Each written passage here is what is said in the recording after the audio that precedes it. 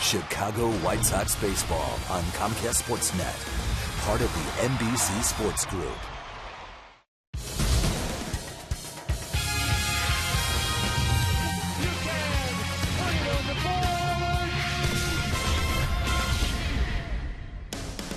From the city beautiful Chicago, Illinois, Comcast Sportsnet presents White Sox baseball.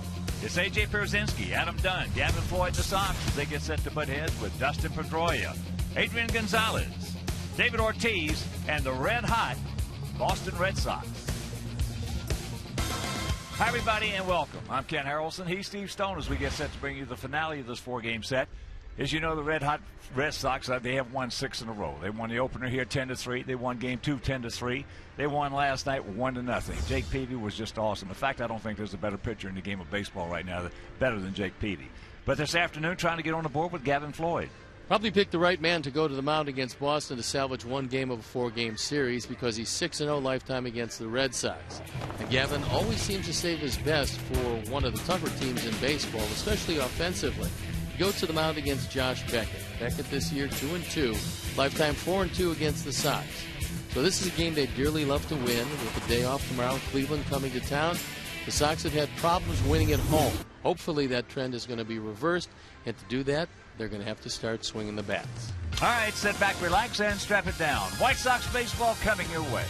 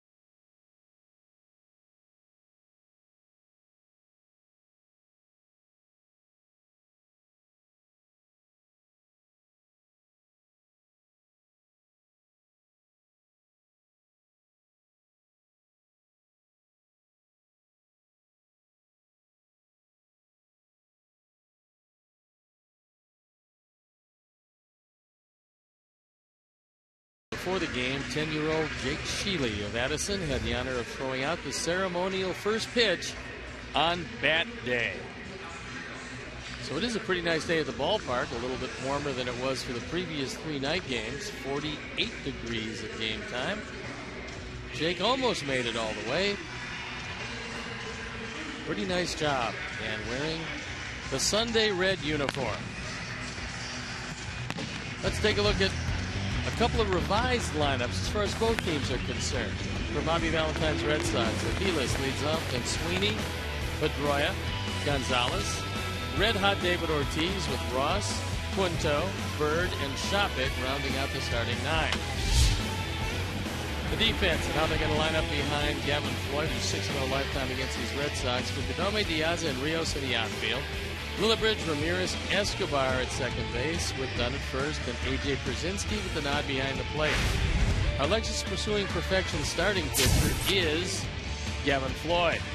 1-3 this year, ERA pretty respectable at 3.60, but he's always saved his best for the Boston Red Sox. Opponents still hitting just 190 against him, so he has definitely pitched in tough luck. Things aren't going very well, especially at home. And if you take a look at the numbers against Baltimore and Boston, 1 win, 6 losses. You can see the batting average well down for the Sox. Runs scored, obviously. A big disparity. Home runs, the opposition's hitting it out of the park. Earned run average for the starters, not good. For the bullpen, also, the opponent's bullpen has been terrific. So trying to break a 5-game losing streak, and they've thrown the ball around the infield. We're ready to play baseball, and I'm ready to turn it over to my play-by-play partner, Ken Harrelson. Hi, Steve. Thank you. And once again, good afternoon, everyone, and welcome to White Sox baseball right here over Comcast Sportsnet. As Gavin FLOYD gets set, the first pitch of the ball game to Mike AVILES is taken for a strike. AVILES comes in hitting at .295, 4 homers he's driven in 13. Red Sox hitting at .288 as a club with a 5.56 ERA. Before the game, Kevin Youkilis was scratched. We don't know exactly why. When we do find out, we will tell you. Paul Konerko also scratched, and he's scratched with a stiff neck. That's foul straight back underneath us. So the count 1-2, and here at the ballpark, 330 down the left field line, 335 down the right field line, 375 in the gap, sent 400 straight away center field.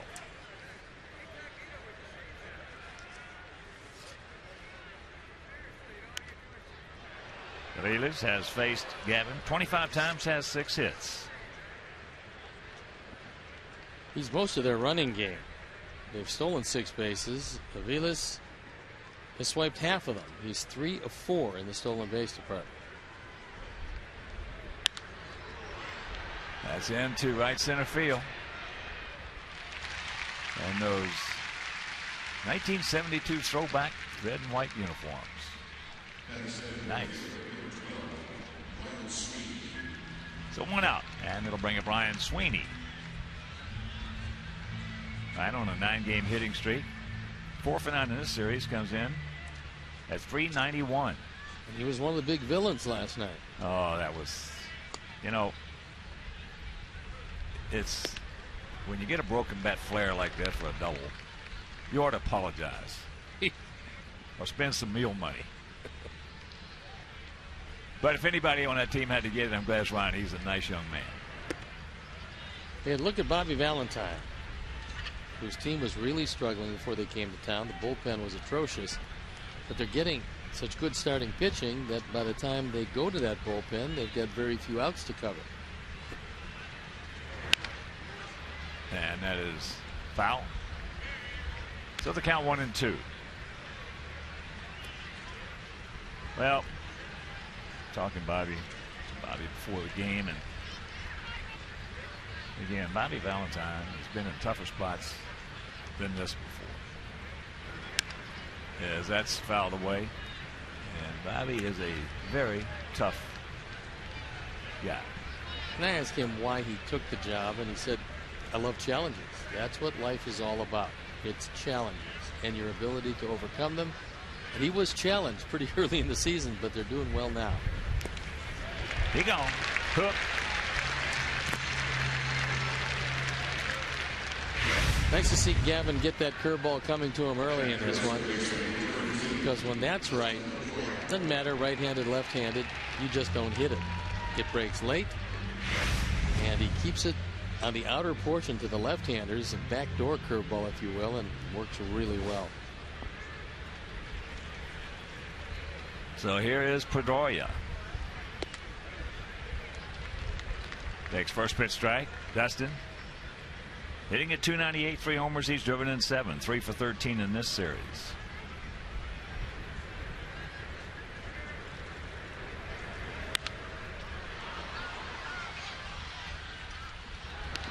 The umpires for the game today: Tom Hallion behind the plate. He's the crew chief. Brian Honora at first. Alfonso Marquez at second. And DJ Rayburn is at third. Shading Pedrola around toward right center field. So you don't want to throw him too many soft breaking balls. Dials that back to the right of us. So the count hangs at 0-2.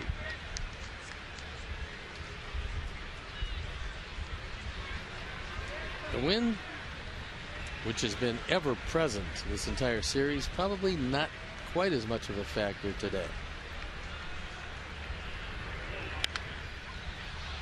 Good job by Pedrola just to fight that one off and hang in there.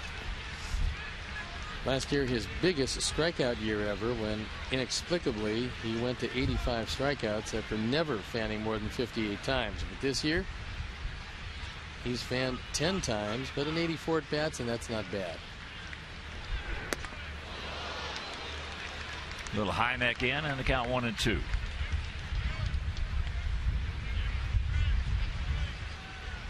Adrian Gonzalez on deck.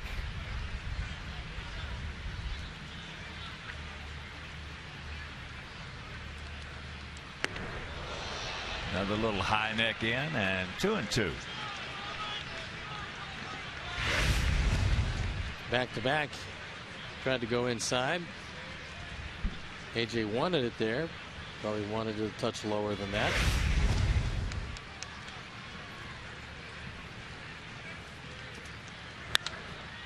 And that's into left field, so this is going to be a nice 1-2-3 inning as FUKUDOME will haul it in. And that'll retire the side. After half inning of play, it's their guys nothing and our guys coming to bat.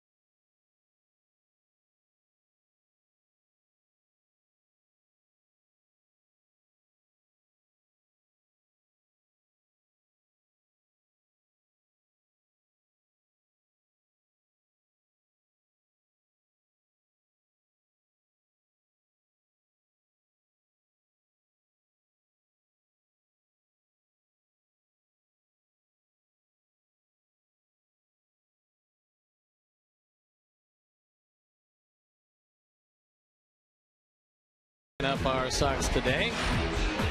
It's going to be Alejandro Diaz leading off, and Brent LILLIBRIDGE playing third base, hitting second. Then it's Rios, Dunn, AJ Pierzynski, who's still swinging the bat well. Ramirez, FUKUDOME, VICIEDO, and Eduardo Escobar getting a shot at second base and hitting ninth. The defense and how they'll line up behind Josh Beckett. Ross Bird and Sweeney in the outfield. Quinto, AVILES, Pedrola, and Gonzalez in the infield. Kelly Shoppach behind the plate. And slow working Josh Beckett on the hill.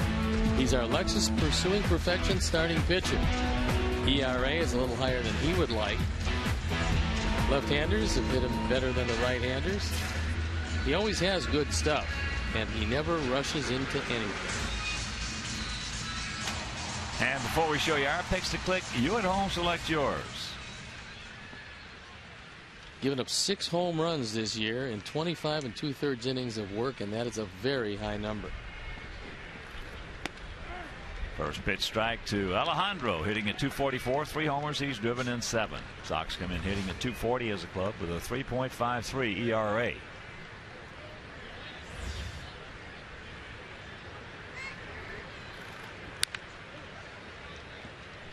Nothing into the count. Sox come in at 10 and 11. We are 7 and 4 on the road, and ouch, 3 and 7 at home. It's been pretty tough go at home.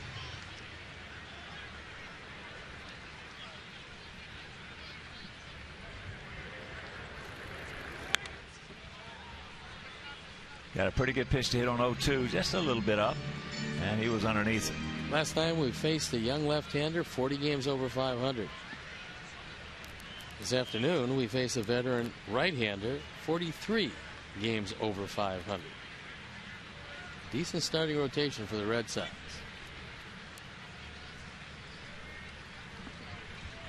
.44 games over 500. Well, you're facing 2 guys now with 85 games over. Not bad. And especially pitching in Fenway. And Beckett came up with the Florida Marlins. You see those numbers? ERA, especially in the ballpark he's in, very respectable. And another foul ball. Yeah, we touched on that last season. We faced the Marlins when they had Beckett, Burnett, Pavano. Yeah, Leiter. We didn't get him. We got those 3. Oh, he was something. I remember Al when he first made his major league debut with the Yankees. Hard slider in on the hands of the right-handers. He threw it through the bats most of the time. Al's a terrific young man. Always looking to smile. Does well. When he came up with that cutter, I'll tell you what, it was all over then. He does well on the air also. Yes, he does. 2-2 pitch. And there's a good way to start. And boy, Alejandro.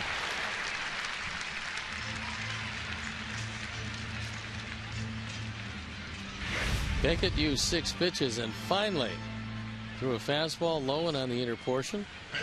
And Alejandro gets it just over the outstretched glove of ADRIAN Gonzalez.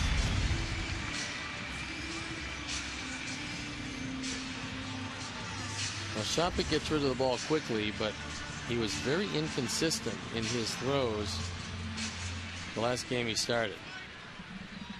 So here's LILLIBRIDGE. Then hitting at 158.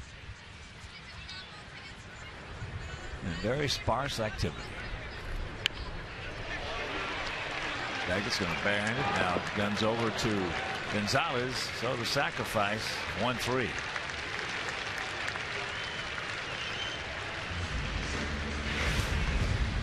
Just don't like to see pitchers going at this ball with the bare hand. Beckett does it okay. The throw is not exactly on the mark. Too many things can go wrong. Now he had him by plenty. He had time to use a glove. He chose not to. But he made the play.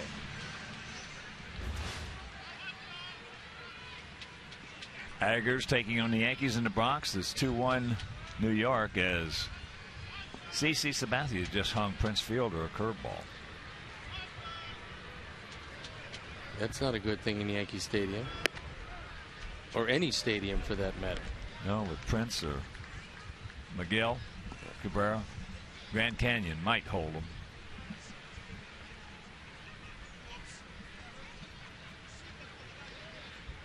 Alex hitting at 314, a homer. He's driven in 7. And there's a base hit, and here comes Alejandro. He's going to score, and the Sox take a quick 1-0 lead. Attaboy, Alex. Baseball 101. A single, bunt him over, knock him in. RBI number 8. And in the juggled lineup after Paul Konerko left the lineup,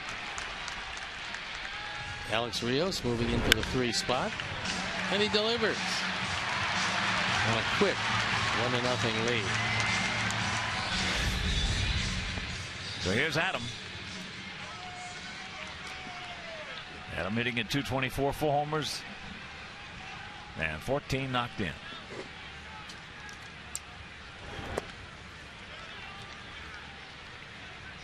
1-0.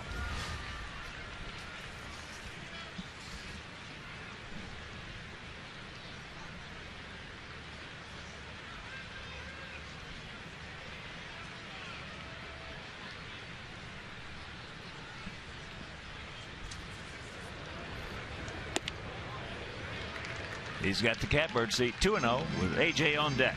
Diaz scores his 17th run of the year. And he's probably on pace to score over 100. Especially if those guys behind him do any kind of damage at all, because he'll get on base enough. He swings the bat pretty well.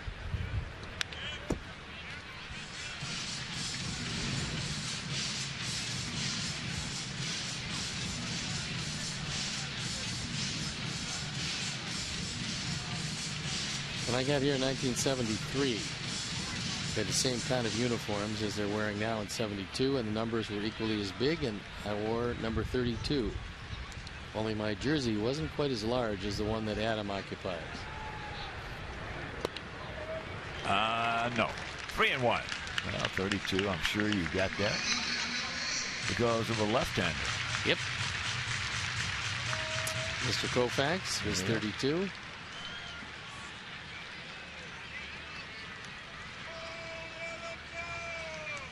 Modified shift on. AVILES on the first base side of second. Yeah, a lot of guys wore that number just because of Sandy.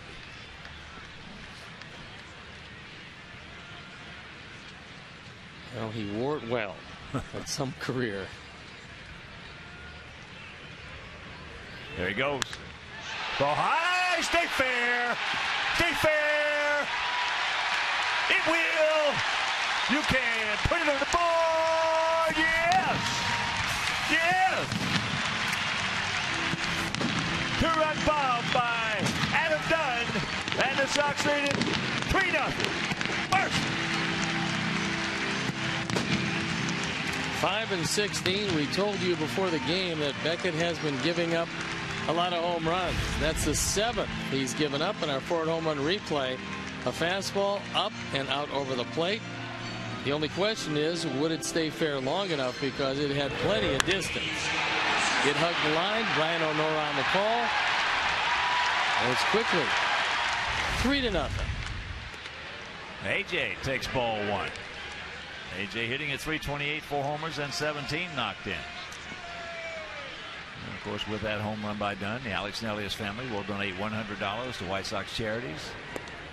For every Sox homer hit throughout the course of the season, that is number 23, so $2,300 already donated by Alex Nelius in loving memory of Ursula.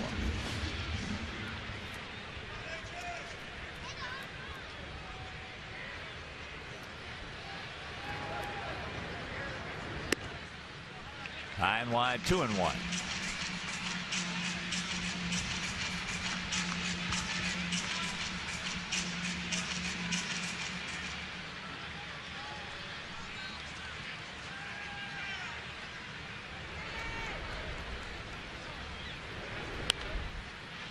Also, you did not see in Delman Young's situation with the Tigers. He has been put on the restricted list. He's got some fairly substantial problems. If in fact they determine that to be a hate crime, he could serve some time. Well, if those allegations are true, he will serve time. As that is out number 2. And let's check out our Farmers Insurance picks to click this afternoon. Jim Angio, our director of the crew, with KOSUKE. So he's going with AJ. And my dear buddy George Thomas down in Elkhart, Indiana. George and I, we're going to go with ALEXEI Ramirez. He's at the plate right now.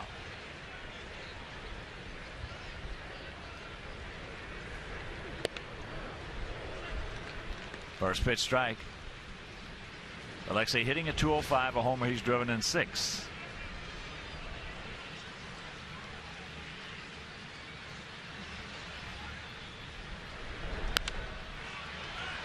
Get out of here. Get out of here. It will. ALEXEI, a notorious slow starter. And you know, it looks like he's been swinging the bat better than that. And did you look at the numbers? It's not there. It's not there. That's why the numbers in baseball are the most deceiving numbers in any sport. You can go through a stretch where you're hitting the ball exceptionally well but not finding any holes. Then all of a sudden you start to have a period where you don't hit well and your batting average goes way down. Breaking ball. Punto throws it, but the Sox do a little damage. Cook's number goes up on that board. After 1, we lead it 3-0.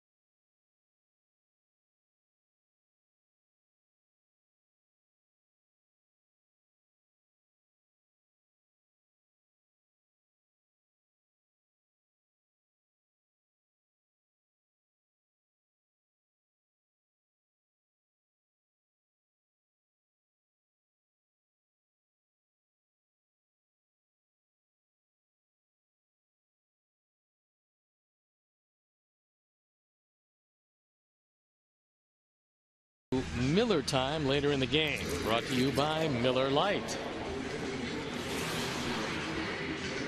Top of the 2nd inning and a 3-0 Sox lead. White Sox lead.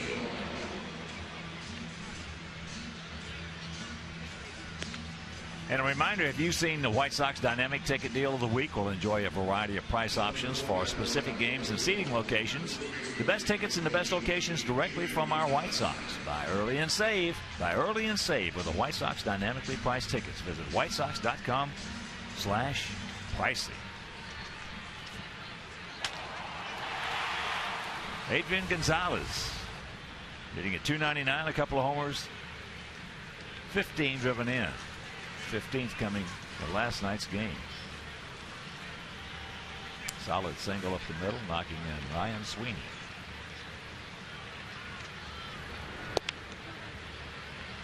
Gonzalez came over in a big trade from San Diego. I asked him if there was any added pressure coming to a media center like Boston with a team with great expectations after leaving San Diego.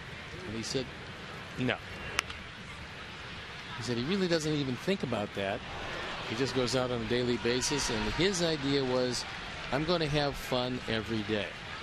The results are going to take care of itself because he does have a tremendous amount of talent. But having fun every day is probably the key. It makes you immune to pressure.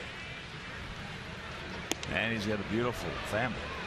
Last night after the game, his little daughter, Brianna, a couple of months old, 3 or 4 months old. Well, I'll tell you what, all she wants to do is smile. Because she's seen Daddy's paychecks. They learn in a hurry, huh? You're not kidding. I'd be happy as heck. Those females learn in a hurry. I've been married for 39 years now. I hadn't seen a paycheck. Good solid breaking ball low and in. Gavin working on 6-0 lifetime against these Red Sox. Ortiz hitting at 403, 4 homers, 18 knocked in.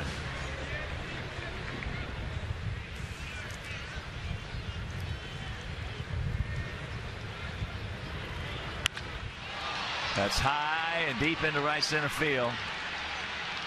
Alex Diaz, watch out. Alex just has to learn. I mean, he played center field last year and for a couple of years, but he's got to learn to give way. He may have stepped or kneed or something. Yeah, the knees collided. Well, Diaz is right there. Even though Alex calling for it, as soon as Diaz calls for it, Alex has to give way. And their knees did collide. So here's Cody Ross hitting at 265, 5 homers, 17 knocked in. Yeah, that's there's no reason for that. And if we had 150,000 fans in the stands today, you might have a reason for it. We don't have 150,000 in the stands a little less than that.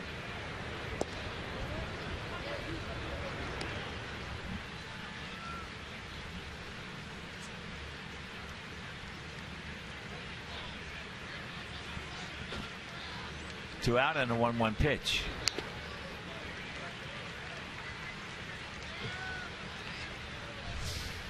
Well, again, it's incumbent upon the center fielder to make sure that that right fielder or that left fielder hears him, regardless if he's calling or not. Yep.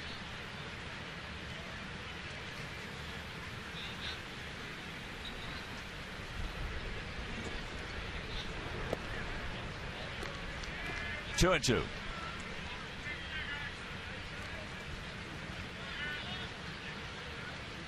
Ross has got some big power, and this year he's been very productive. Second on the team in runs batted in.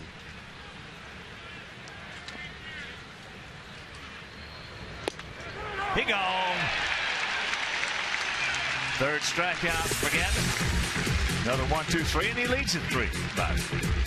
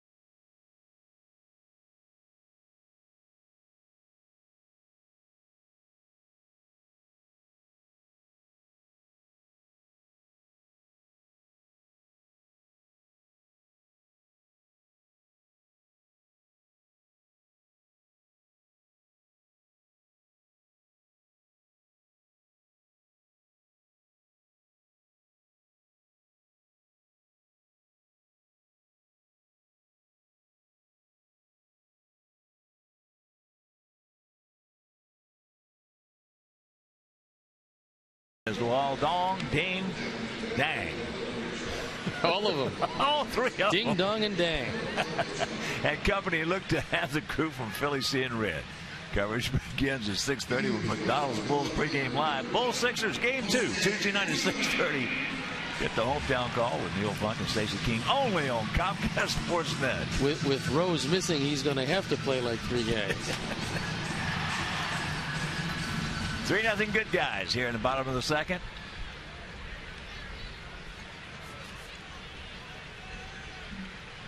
Fukudome hitting at 227. No homers. He's knocked in 3. Fukudome at the stage of his career where he makes an exceptional 4th outfielder because he can play all 3 outfield positions.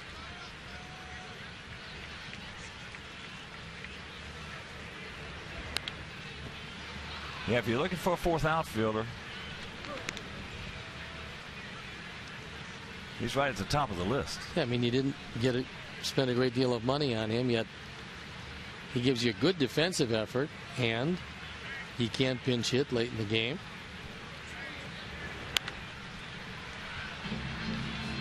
One and 2 the count.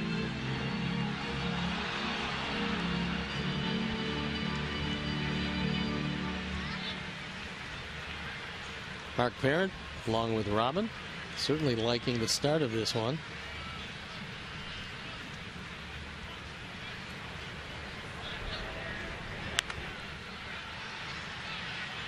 Slaps that one out of play.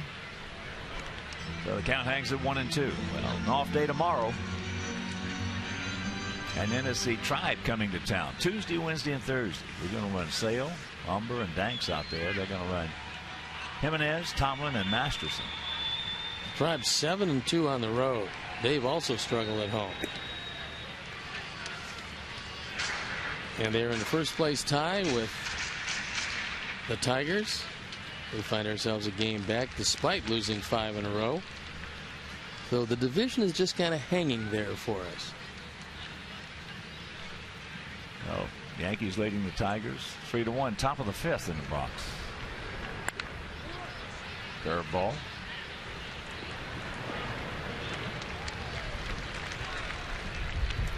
One out.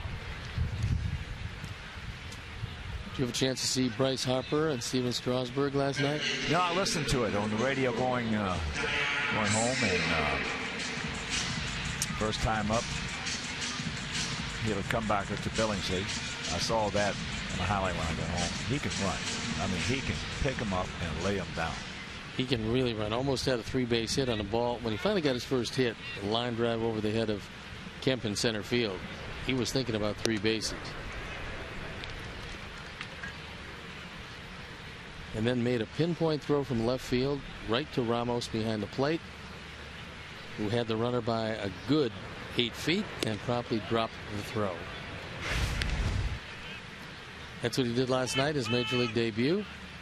Also, the sacrifice fly was on a pitch low and out of the strike zone. So he's got a pretty good idea for a youngster about what to do. There's the strike, the tank, and the count 1 and 2. Well, Dave Chilicella, our home cameraman, and I were watching a little piece on him yesterday lifting weights. He's strong. Very, very strong. So Hallion rings up Tank.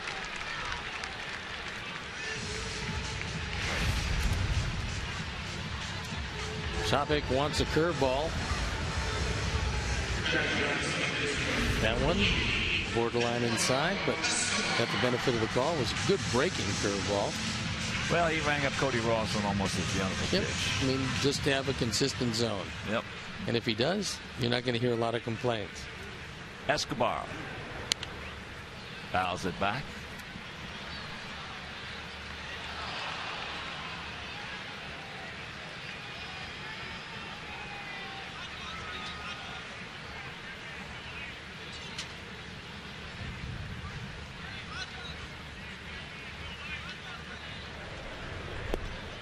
Yeah, Bryce Harper looks like he might be a man-child.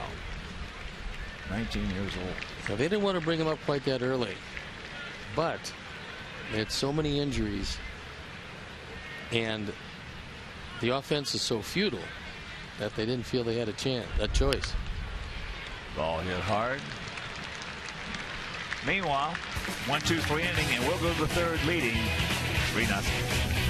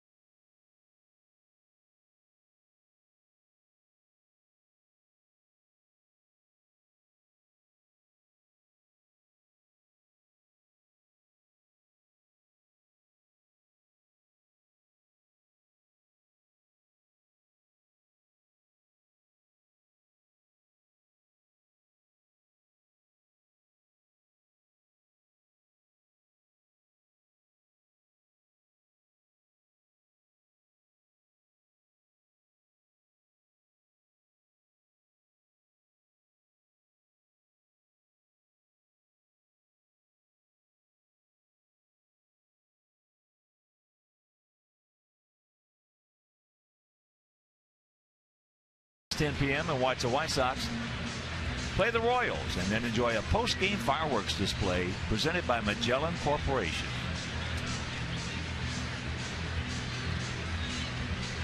Nick Punto. 250, no homers, 3 RBIs will lead it off. You always have to watch the bunt with Punto. He does it well. He does it a lot. And with that in mind, LILLIBRIDGE is in at the cut of the grass at third.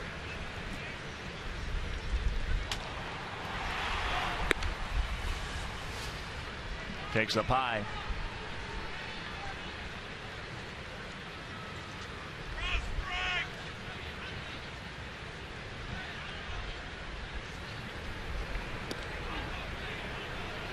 Oops. Got Tom Hagen. You have to take a little time and try to walk it off. I think he called a strike on this pitch. AJ just missed it, and wow. You just don't want to get hit there on a Sunday. Monday, Tuesday, Wednesday, Thursday. Any day that ends in a Y, you just don't want to get hit there.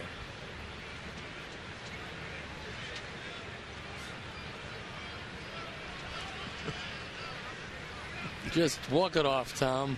AJ. That'll work. AJ's trying to calm him down. I call a strike and you don't catch it.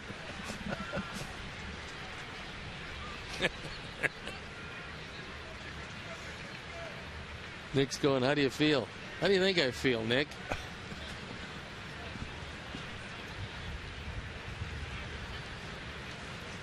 1-1 pitch.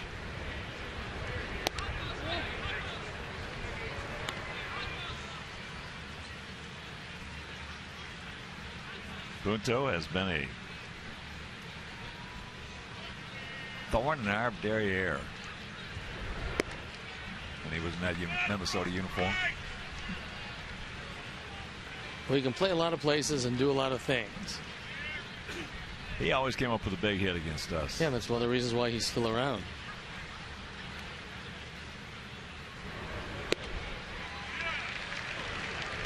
Full count.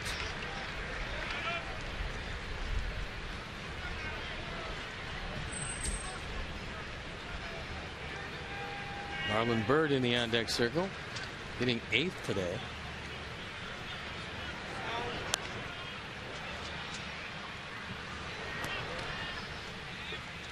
Count remains full. Well, it's good to see they filled in the top rungs of that fence in front of the visiting dugout.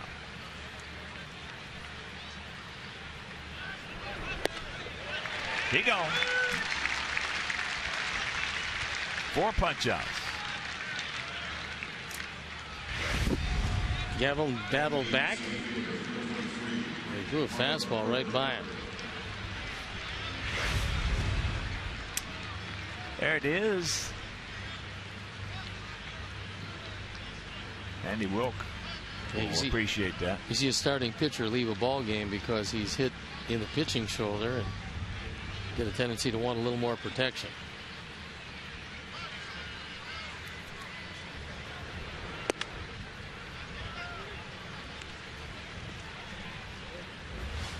Byrd is 4 for 11 in this series.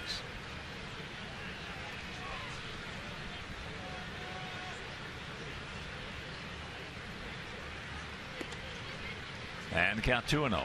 Might be just a coincidence for both Marlon Byrd and the Red Sox, but almost immediately upon making that trade, Marlon started to hit and the Red Sox started to win.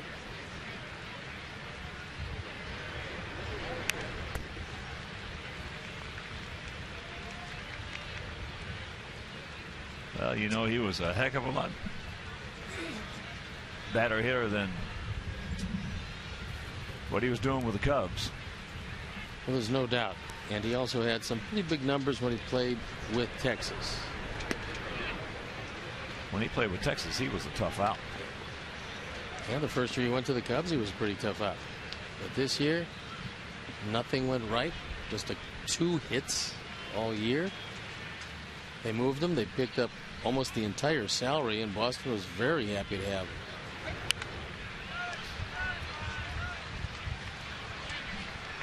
You can move a lot of guys if you want to pay almost the entire salary.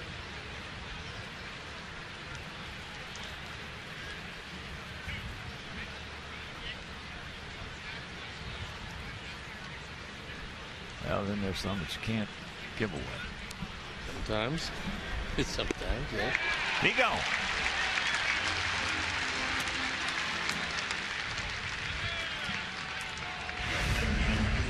Four of the 5 strikeouts have been of the swinging variety. That's looked like just a little cutter. Put it in a perfect spot, threw it by Bird.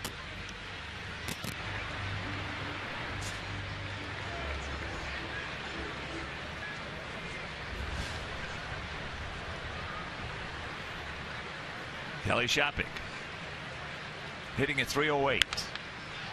Pops it up right side. Escobar. He's there. Quick 1-2-3 inning. And we'll go to the bottom of the third. 3-0 good guys.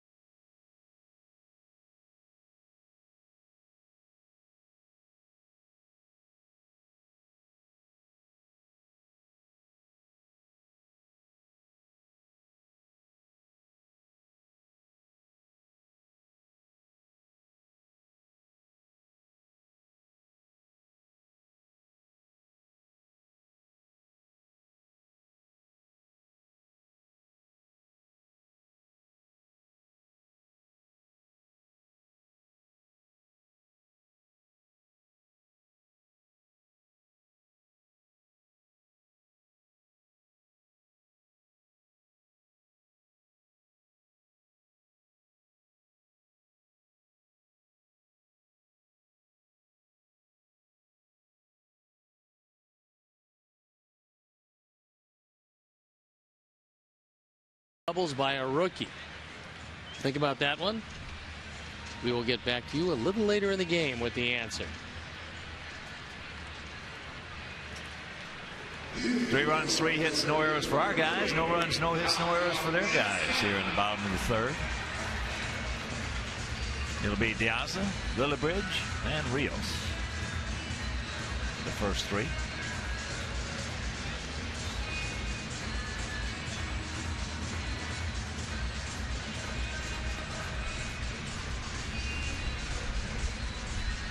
Alejandro 1 for 1. Started off the ball game for us with that base hit. Came around to score.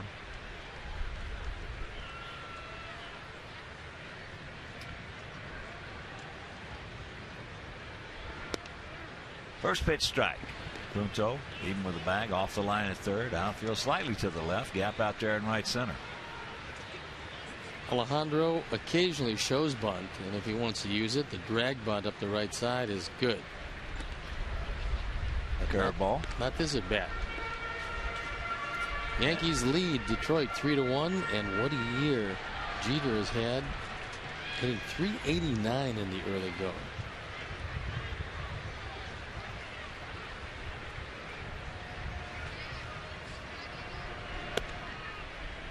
What an asset to baseball he has been. From the beginning. He really understood both the actual playing of the game and the business of baseball, seemingly from the first time he put on a Yankee uniform. We saw him early on as he's gone. Third strikeout. Let's take a look at our Menards pitch tracks, and you'll see one that he got rung up on. And Tom Hallion has been consistent. He's been giving you an inch or so off the corner. As long as he stays there, hitters have to adjust. He's not going to adjust to the hitter. First pitch strike. Yeah, the first at bat Jeter had against us, Mike Bertotti was pitching, left-hander. Threw one right behind his shoulders. It was if you're talking about good knockdown pitches, it was a great knockdown pitch. Jeter gets up, just looks at him for about 4 or 5 seconds, gets back in the box. The next pitch, he'll rock it right back through the middle. And I told Wimpy, I said, Wimpy, we might be looking at something here that's pretty good. It's certainly turned out that way. And as the captain of probably the most fabled team, maybe in all of sports, certainly you can make an argument for that. There's a certain set of responsibilities that comes with that, and he's handled them exceptionally well.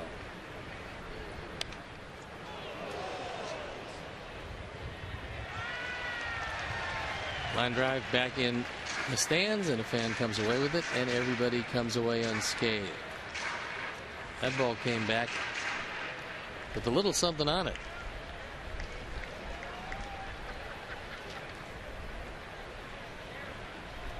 One out, 1-2 the count.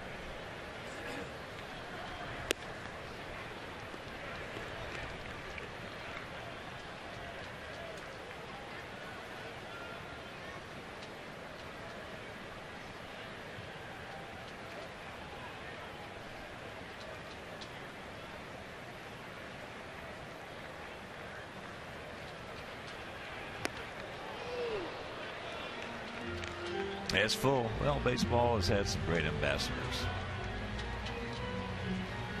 Had some bad apples like anybody else. Just a microcosm of society, but we've had some great ambassadors. Tommy Lasorda right at the top. Cal Ripken Jr. George Brett, Robin Yount.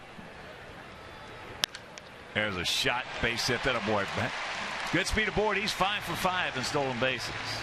What's good about that is he just took a fastball almost off his left shoulder as Beckett tried to push him back off the plate. He's been known to do that. And then on the very next pitch, he steps up and rifles a ball to right field. Well, that's like a fingerprint. Hitters are different. Some guys it works on, other guys you just upset them. Well, this is not a difficult combination to run against, although Shoppach at times gets rid of the ball quickly. He's been a bit inconsistent, and Beckett is not the fastest to home plate.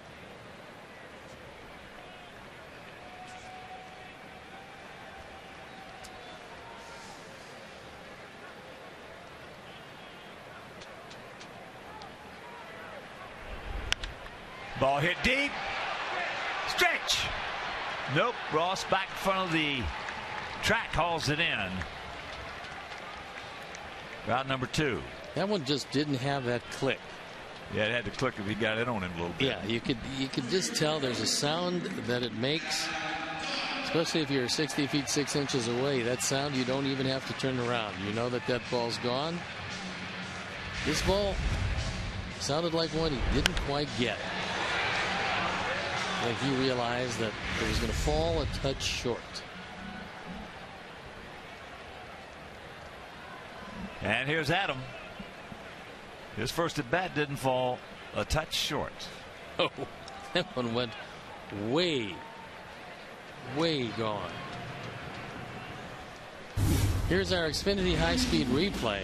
A high fastball up and out over the plate. Only question, would it stay fair? It was answered in the affirmative. It's a 3-0 game.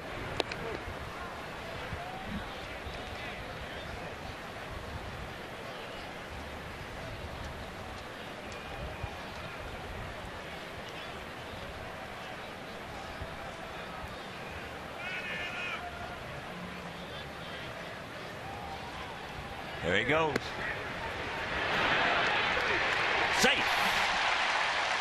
That was not on Shoppach. That one was on Beckett. No, actually, Kelly Shoppach is in the top 5 as far as getting it down to second. Yeah, he can catch it and throw it. There's no doubt. He's usually pretty accurate, but he made this a lot closer than it should have been because he got a tremendous jump against Beckett. Now make it pay.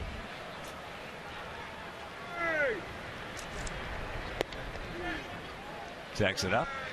He did not go. 2 balls and a strike with AJ on deck.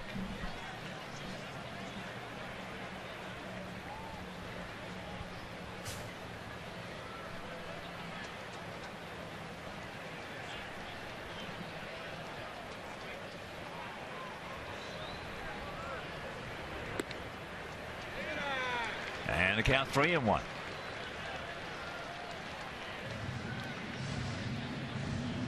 Hitting with runners in scoring position this year, a radical departure from last year. Adam has been swinging the bat well. He's second on the team in runs batted in.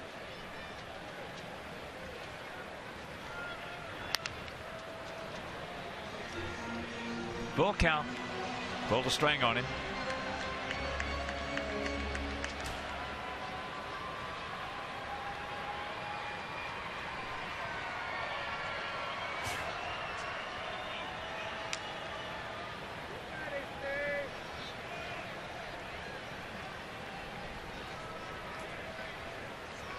Ball 4 base hit.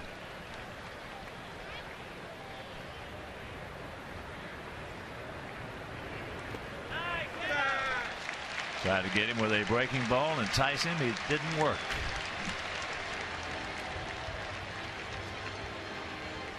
So the first walk issued by Beckett. And here's AJ. Struck out. Back in the first.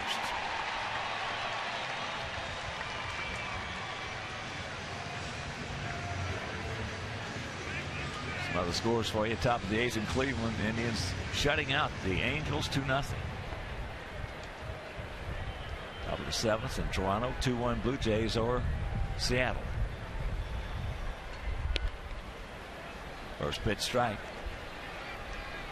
Bottom of the 8th at Citizens Bank Ballpark. Cubs shutting out the Phillies 3-0.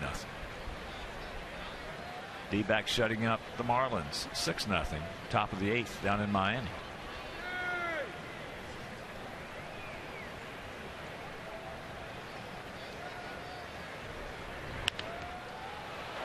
That's foul, and I don't think it's going to be playable.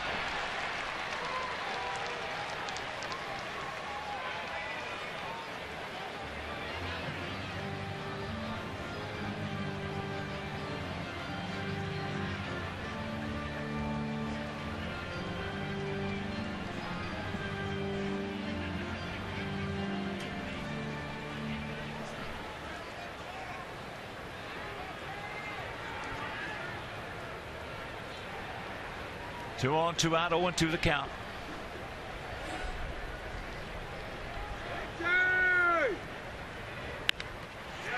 And that's going foul.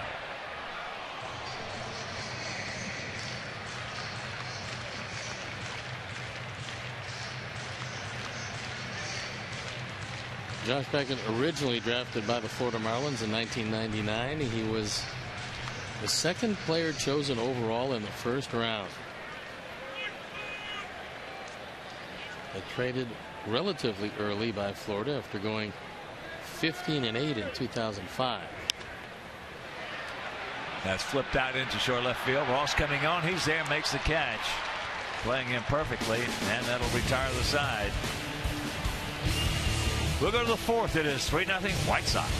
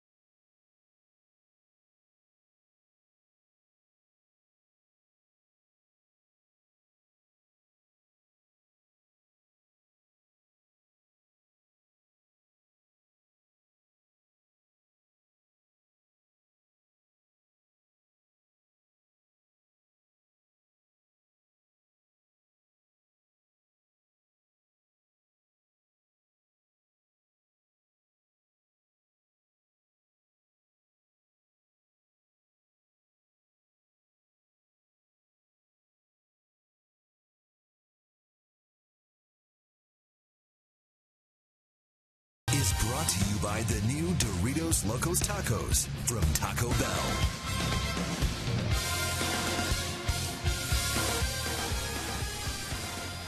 It's the top of the fourth inning and a 3-0 Sox lead. White Sox lead. Gavin Floyd has retired everybody he's seen, so it'll be back to the top of the order with AVILES, SWEENEY, and PEDROLA. Tigers have just scored a run. It's now 3-2 Yankees. Detroit hitting in the top of the sixth. Cabrera knocked in Brennan Bosch with a double. Well, Cabrera got another run batted in. That's an oddity. Picked up his 1,000th day before yesterday. We would be remiss if we didn't talk about Mike Trout, who was called up by the Angels. A lot of people think he's the #1 prospect in the entire minor leagues, even ahead of Bryce Harper. Now he's a little advanced over Harper, but I wouldn't mind having either of them. No, they both can really run. They're both big and can run. And Harper looks like he might be a better hitter. From the video I've seen of both of them. That's popped up right side. Alex now calling off Eduardo, which he should. That's a difficult play for a second baseman. And he just wants to go out there and make sure that he's hustling in position until he hears Rios's voice. Even though he calls for it, he has to give way. You know, there's certain things that questions that come up or statements that come up about baseball that you expect one answer and it's not the answer you expect, and it's still outstanding. And the one that really still hits me was from last night when in 1951 Mickey Mantle was baseball's hottest prospect and he played his first major league exhibition game. Vin Scully was on the mic. Last night Bryce Harper, the #2 prospect in all of baseball, makes his major league debut in 2012 and Vin Scully is on the mic. That's a good run.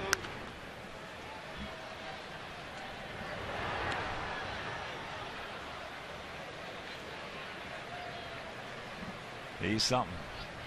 He used to be very friendly because he lived right next door to him in Pacific Palisades to Ronald Reagan before he became president. Sweeney is retired. 2 down. Well, told me that he'd always invite him over to the house, and President Reagan would say, "Vin, I'd love to come over, but I got so many people that have to follow me over there that you just don't have room for all those folks." Did you read that book, Pull Up a Chair, by Kurt Smith? I did not. Good one? Outstanding. It's actually the only book ever done on Vin Scully.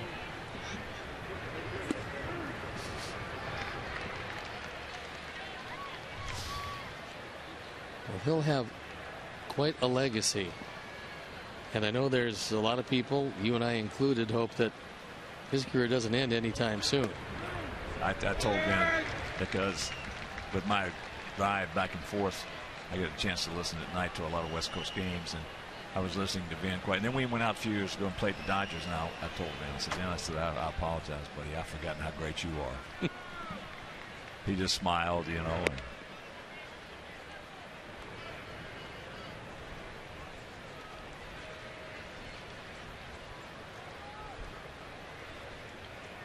what I like about him is every new broadcaster that comes into Los Angeles with their team for the first time. Yes, he did. He knew it. He gone. So that is 12 up and 12 down for Gavin Floyd.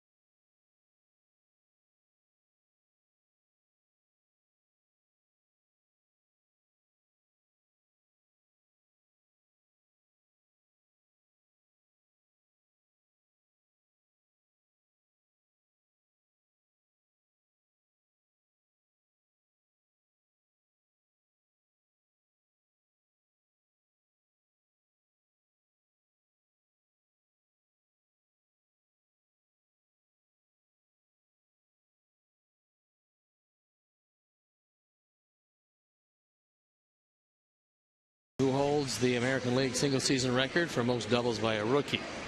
And the answer, Freddie Lynn. 47 doubles in that fateful 1975 season. And you saw all those doubles, didn't you? Yep. He was the first player to ever win Rookie of the Year and MVP in the same season. Of course, you can only win it one season. That'd be your first. Pretty impressive. Yeah. He was a wonderful, wonderful talent. As here's ALEXEI. And it's hard to believe anybody in 75 played ever a better center field for 1 year than Freddie Lynn played.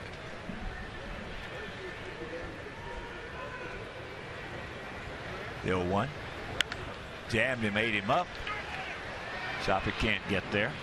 I was talking about Vin Scully, and one of the great things he does, obviously, he doesn't need to introduce himself to anybody, because if you don't know him, you're not a broadcaster. But he'll walk into the booth with a new broadcaster, introduce himself, and will then welcome that young man to the club, which is a kind of a nice thing to do.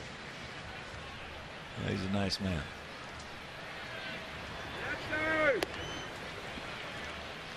And that is out number one. I've known Vin a long time.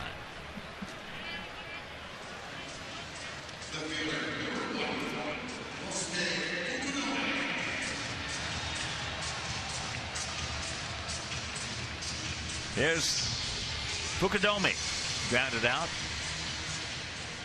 to Gonzalez at first.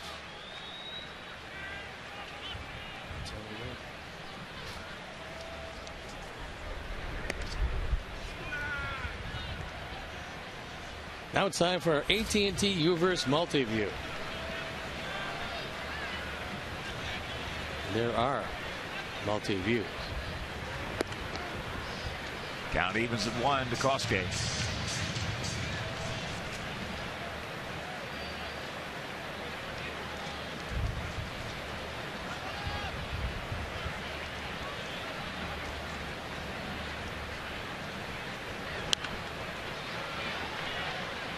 And it's 1 and 2.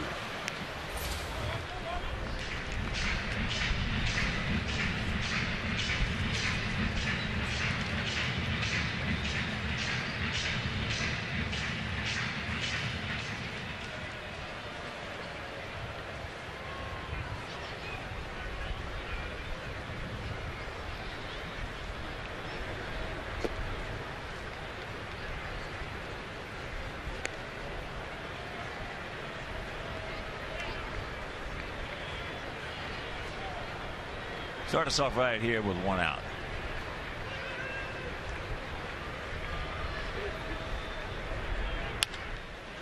Got a good breaking ball to hit and flips it out into left field for out number 2. And a reminder, join the White Sox mobile group today by texting Ultimate to 244-769.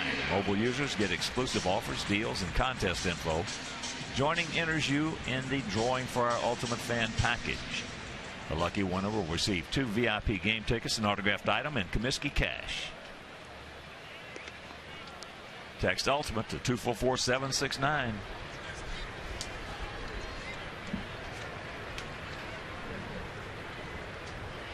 Tank struck out his first trip. And he singles in his second trip. Just muscle that one out there. Looked like Beckett tried to get that fastball in on his hands. Viciedo's getting quicker. The swing was very long when the season started. It's a little shorter these days. He rifles that ball into left field. That fastball is right on the inside corner. Well, we talked about ALEXEI being a slow starter. The same for Viciedo. As here is Eduardo Escobar. Takes a strike.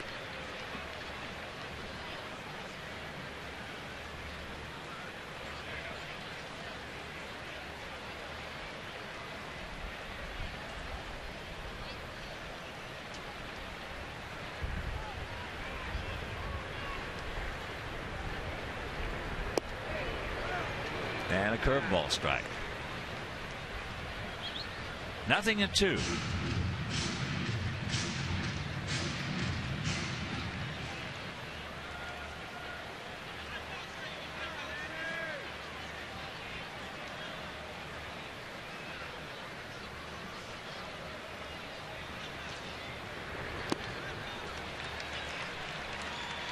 And that'll do it. Nothing across. There was the single by Tank. And we're into the 5th.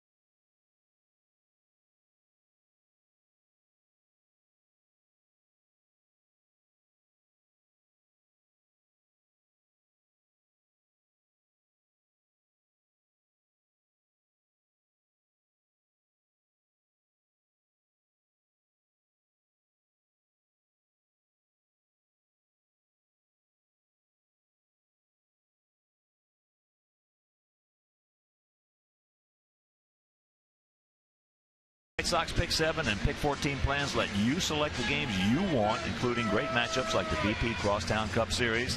And plans start at just $89.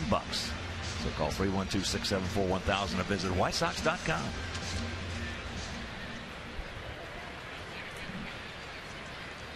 Top of the 5th, Gonzalez, Ortiz. The first 2.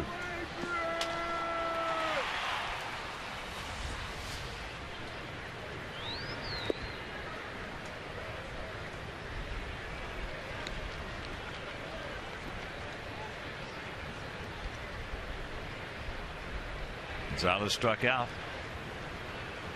on a good curveball from Gavin.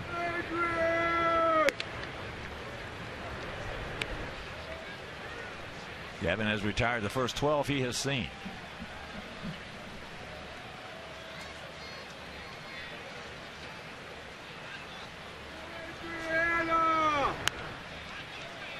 And that is foul back for a 2-1 count.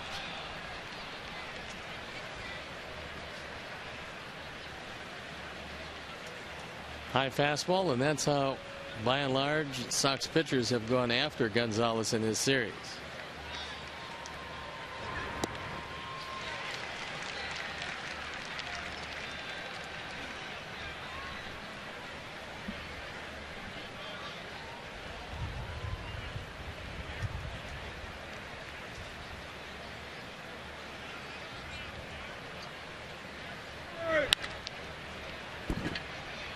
ALEXEI.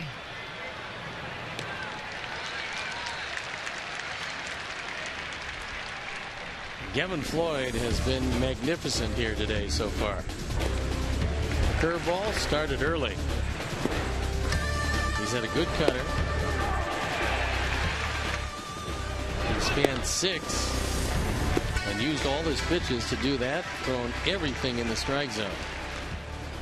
What a day for Gavin. David Ortiz fouls that back. If you're just tuning in, we scored 3 in the first. Diaz led off with a base hit to right field. Nice sacrifice bunt by LILLIBRIDGE. Then Rios picked him up with a base hit, so it was 1-0. Then with Rios aboard, Adam Dunn cranked out his 5th homer of the year. A blast into the right field bleachers. 3-5-0 for us. No runs, no hits, no errors for them.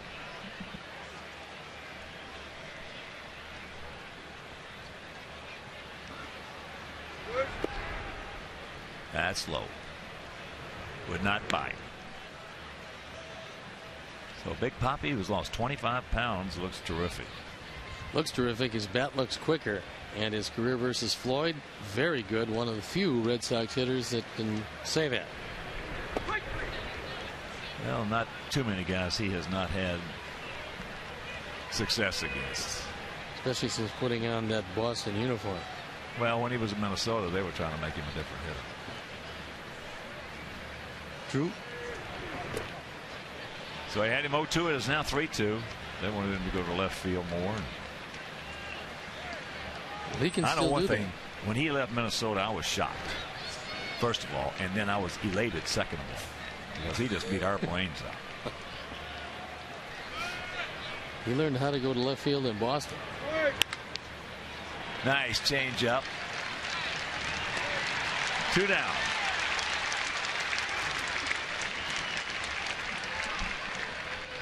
No, he's been a tremendous clutch hitter.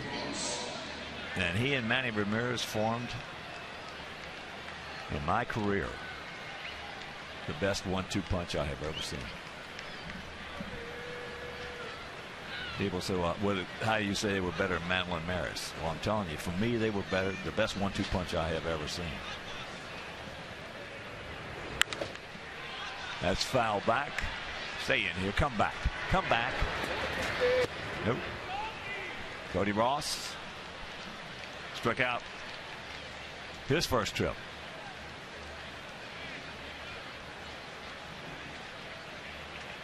On a day-to-day basis, Manny and Ortiz were absolutely lethal.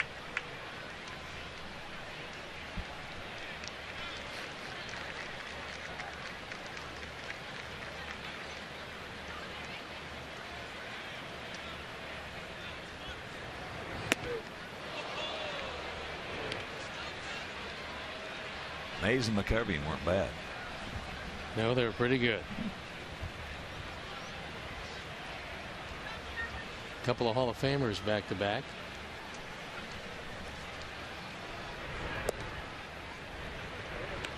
Two and one to count with 2 down here in the top of the 5th inning.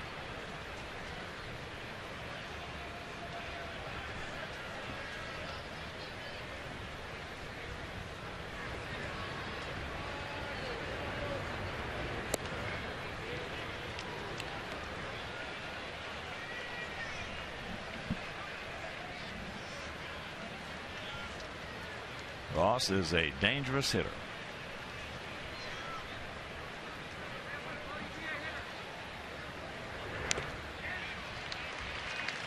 Full count.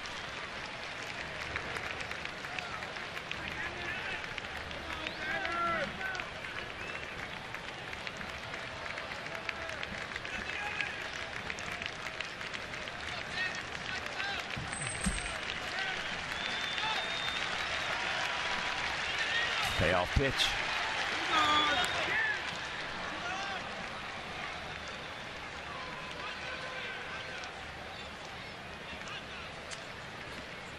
Ross expanded his strike zone, but it was too close to take. He fouled it off.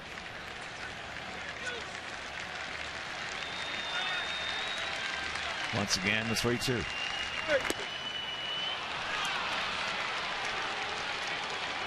So the first Boston base run comes via the walk.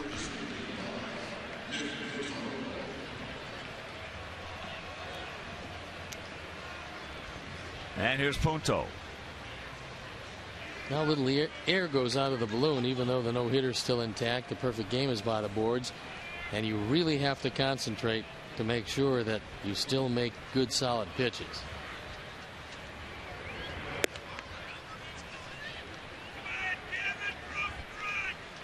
There's a man who went 27 straight. So for the moment, we won't see 2 in one season. Well, last night, Jake retired the first 9 he saw. Peavy was outstanding if you missed that ball game. As I said, I just don't think there's a better pitcher in the game right now. A better pitcher than Jake Peavy. Well, unfortunately, John Lester, after a tough first inning, matched him pitch for pitch and then some. Well, I was thinking about it going home last night.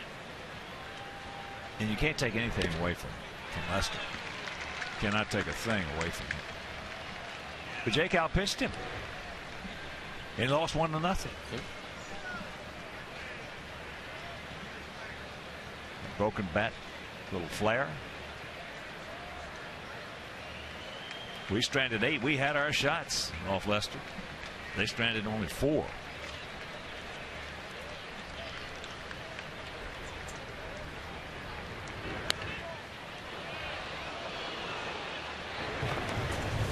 Last 4 starts, Jake Peavy 3-1, and of course that one was a tough luck loss, but ERA of 1.14. Just 13 hits and 31 2/3. The walk to strikeout ratio is absurd, 4-28. Opponents hitting a paltry 123. That's some dominance. He gone. Hook.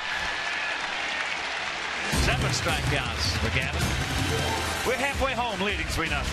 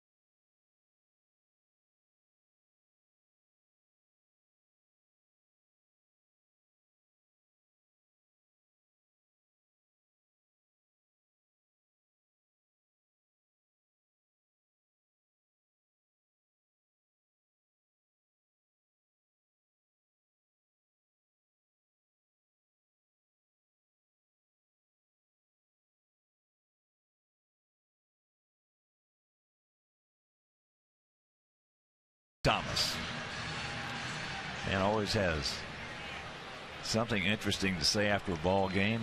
He really can slice and dice it. I used to love to talk with the Big Hurt after a game. He'd always bring out a point that you missed someplace. So here's Diaza.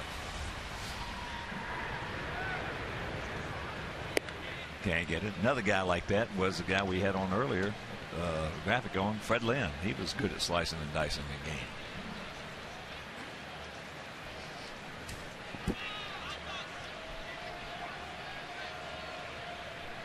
Diaza has singled, scored, and struck out. There's a bunt. Shoppach. They're going to let it, and it just does. If it's right in that area right there, it's got a chance to go foul. Once it gets past maybe the halfway mark, it's going to stay fair. I think the lines have changed a touch. And we'll see it.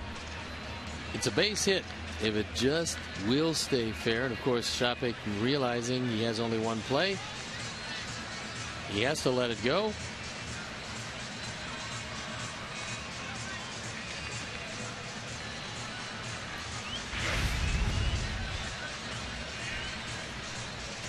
0-2 the count.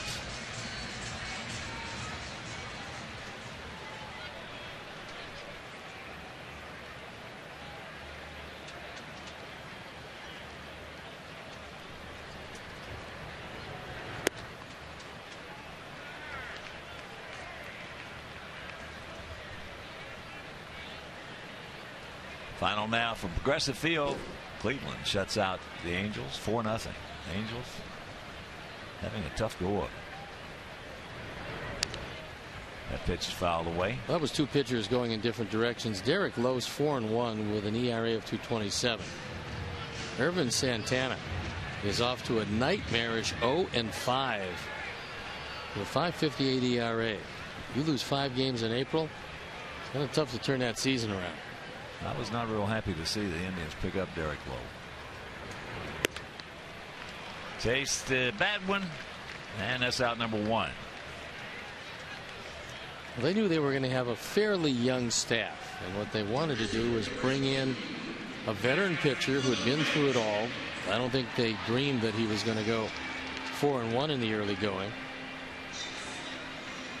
But LA limited to just 3 hits. That Angel team inexplicably loaded with hitters just absolutely is not hitting, and they're now 7-15.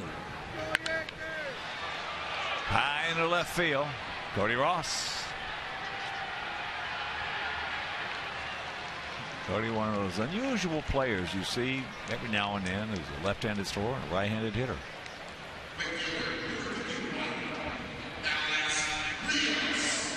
So here's Alex. RBI single and a run scored in the first, and then went out deep to left field in the third. Ricky Henderson was one of those. Yeah. Maybe as good as it was around. What was his name? Carl. Played for the Cardinals. Carl. Sagan? He played for the Nationals. He's very good. Smart player.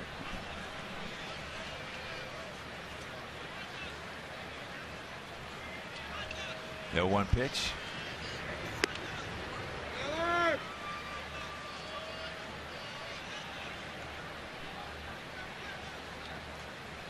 Cleon Jones, another one of those players. You don't find all that many, however. No, you don't.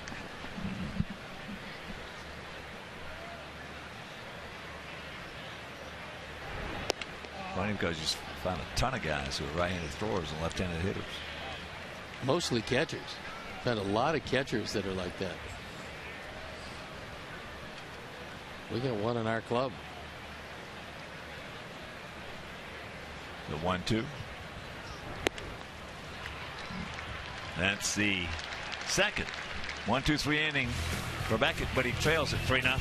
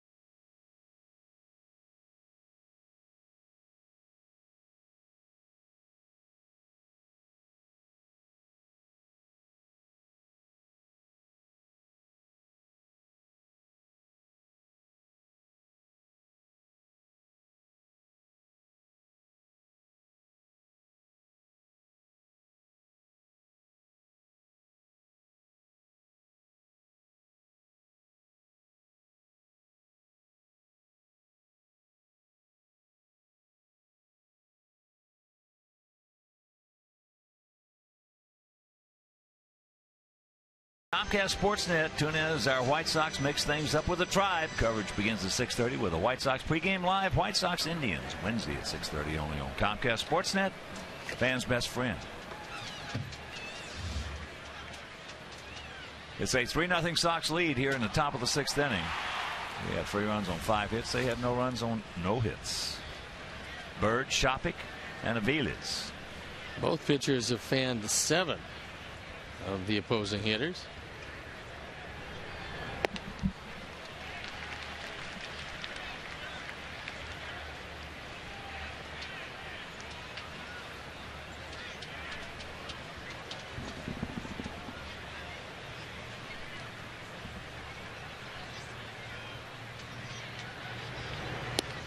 I believe that guy we were talking about, his name was Carl Warwick.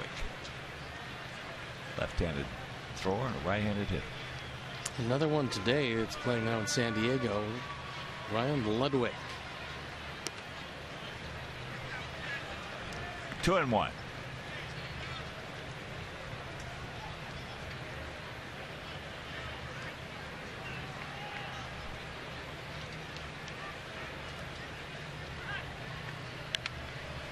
And every now and then you run across somebody who's ambidextrous. Not too many of those around. We had one in Kansas City. Bert Campaneris.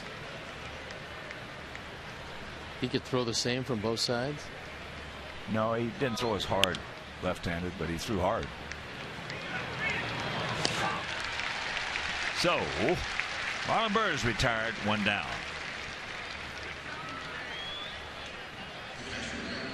And so far, Gavin Floyd rolling right along against a team that has never beaten him. And today, only that walk to Punto stands between him and perfection.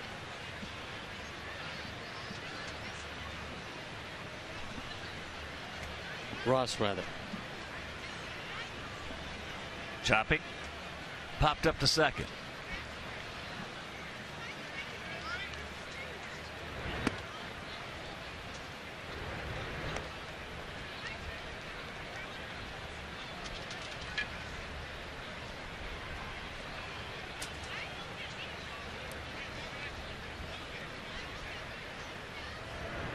Back when we were out in Oakland, we were talking about the reunion they had, the 72 reunion. And got in a conversation about Bert being ambidextrous, playing every position, including pitcher, you know, one game against Minnesota. That's outside. And also about Blue Moon Odom. I don't know how it got started, but somebody came up to me and said Blue Moon's going to bet us that he can walk around at the old Met ballpark there, walk around the warning track on his hands. I said, what? I said, well, put me down for 20. High into right field. Backing up a little bit now, so that's 2 down. Well, we got a couple $100 up. Blue Moon started at home plate. Went on that track all the way around on the warning track around that ballpark, came back and looked like he could have done it again on his hands. That doesn't seem to be too easy, all things I considered. couldn't walk from me to you on my hands. AVILES might be able to take 2 strides. Maybe, and then fall over. Yeah.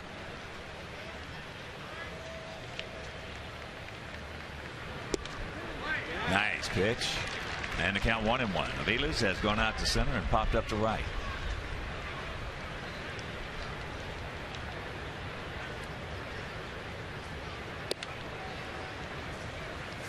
$22,811.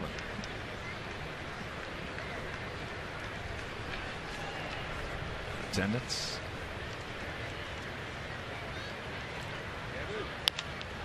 Chopper to Hopper.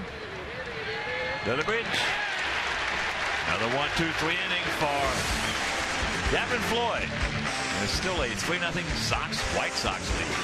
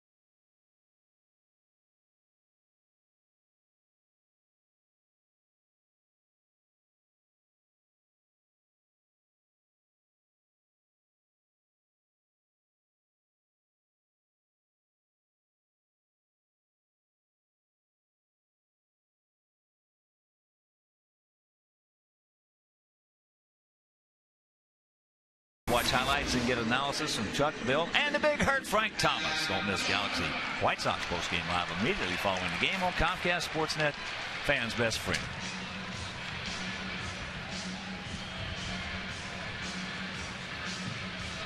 Adam Dunn's rolling to the plate, and here's what he did back in the first inning with Alex Rios aboard.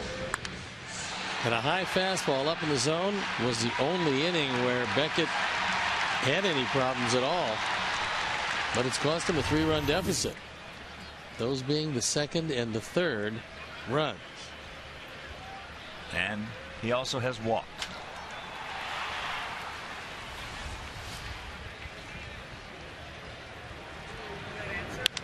Watch out. 0-1 to count.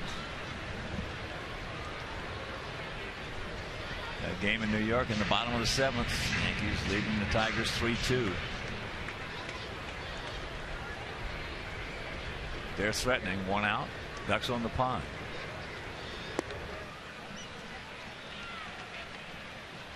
Minnesota leading Kansas City 6-3. Bottom of the 5th at Target Field.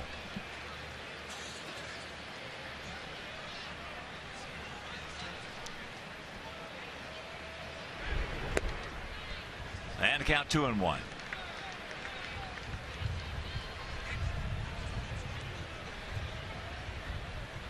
After 7 down in Miami, it is 8-1 D-backs.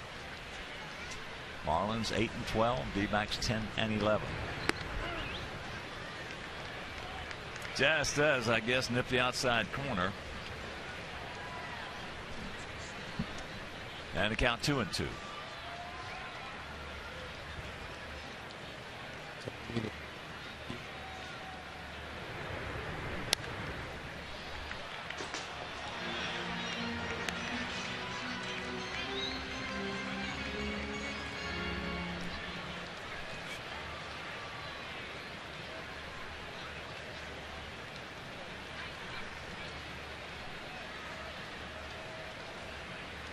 Yankees have just scored a run. It is 4-2. Runners at the corners now with still 1 out. Down past Harrell. And if you're just tuning in, wondering why the red and white, well, these are the 72 throwback uniforms. They are still, I think, very, very stylish.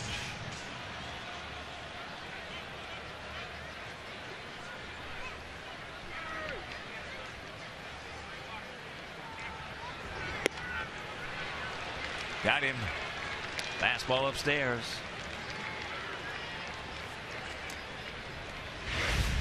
We'll show you on our BMO Harrods Bank pitch tracks that this ball is up and out of the zone. Adam Dunn helped him out.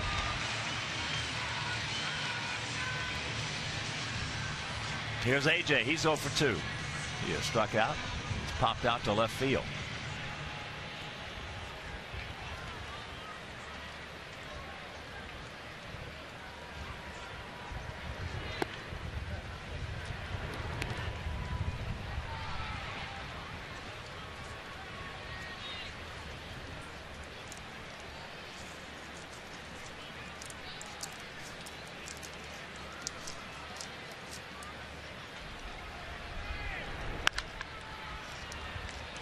Hit hard but foul. And once again, a reminder, off day tomorrow, then Tuesday, Wednesday, and Thursday. The Tribe comes to town. Casale will butt heads with Ubaldo Jimenez on Tuesday. Philip Umber against Josh Tomlin on Wednesday, and Johnny Danks against Justin Masterson on Thursday. And that will conclude this homestand. And after that, we will head off to Detroit for 3 and Cleveland for 3. And that's going to be, I checked, that's going to be 4 in Cleveland, doubleheader.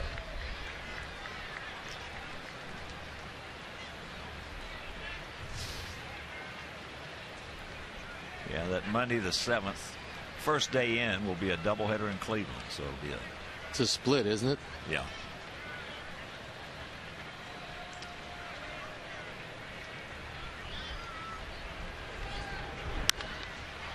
That ball hit high into left field.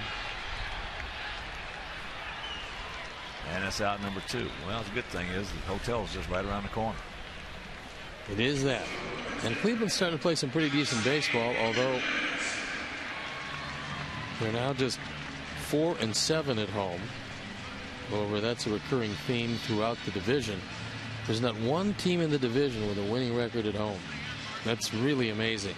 Cleveland 4-7, Detroit 6-7.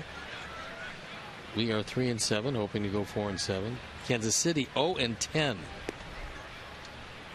and Minnesota 2-8 coming into action today. Yeah, that is amazing in Kansas City. At one point back in the 70s, Kansas City almost year in and year out for a while, for 5 or 6 years there, had the best home record in the American League. Now the best home record in the National League during that time, same time zone, was Houston. They both had the artificial surface and both had the big speed on their teams. And some big arms. Two out. 0-2 the count to ALEXEI. ALEXEI has grounded to third and struck out.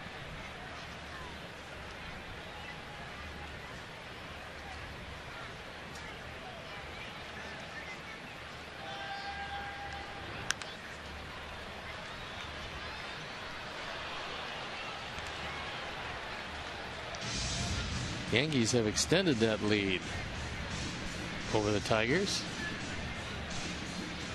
which is a good thing.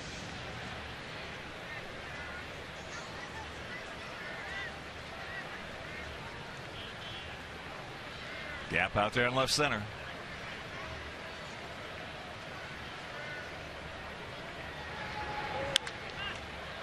And that's popped up in the short right field. Sweeney comes on, makes the catch. Nothing across. We'll go to the 7th. It is still 3-0 good guys.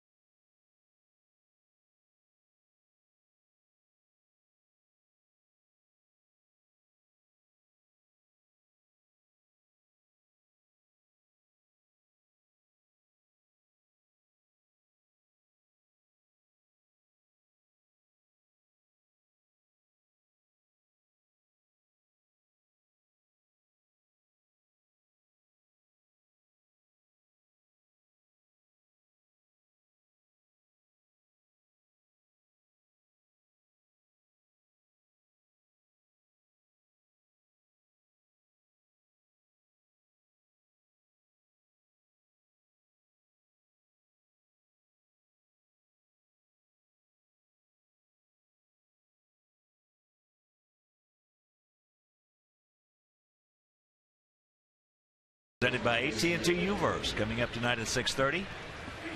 We'll have complete post-game coverage from this game, plus a Bulls-Sixers Game 2 preview as the Bulls move on without D. Rose.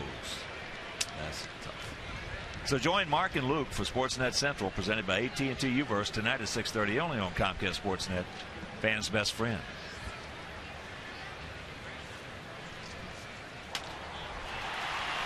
Ryan Sweeney, 0 for 2, a strikeout and a ground out to second.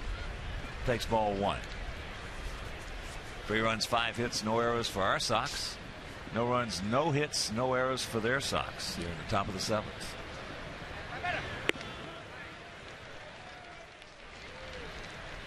One and one to count.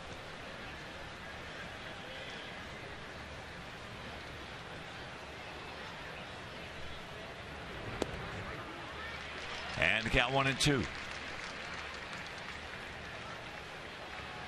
Sabathia still on the bump, top of the 8th inning in the Bronx. 5-2 Yankees over the Tigers.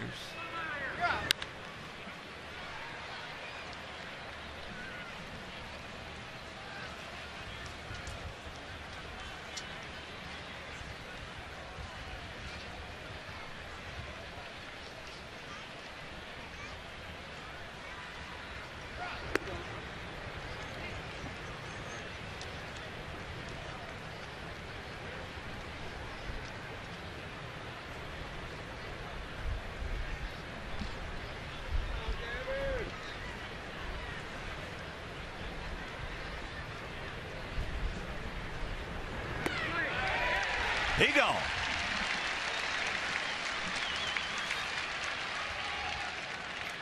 Well, in the first inning today, Gavin Floyd had his curveball, which is a rarity. And he's kept that curveball throughout the game as he breaks this one down and in. Sweeney, for the second time, a strikeout victim. And here's Pedrola. He has gone out to left and he has struck out.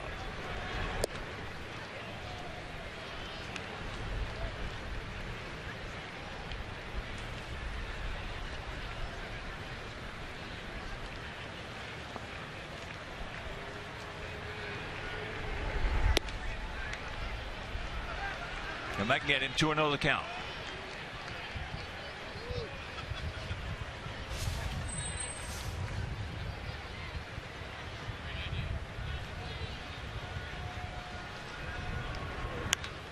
Fouls are back. And a reminder, White Sox families, you can come to U.S. Cellular Field on Sunday, May 13th to celebrate Mother's Day. First 10,000 ladies age 14 or older will receive a beautiful, and it is a beautiful, White Sox tote bag.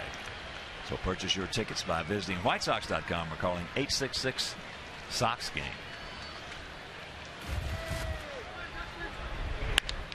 Ball hit hard by Escobar, so that is the first hit given up by Gavin Floyd. Now he's got to forget about that because he's got just a 3-run lead. Now it's time for the Illinois Lottery Anything's Possible replay. It's a fastball. He fell behind 2-0, threw him 2 straight fastballs, and Pedrola, too good a fastball hitter, breaks up the no-hitter with 1 out here in the 7th. And here's Gonzalez. Strikeout and a grounder to short. First pitch strike.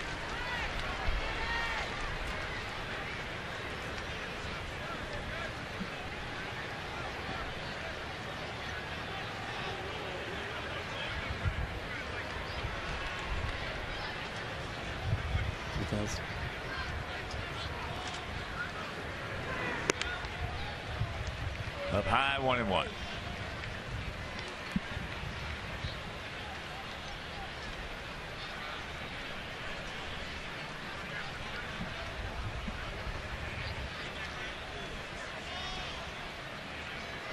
Big gap out there in right center.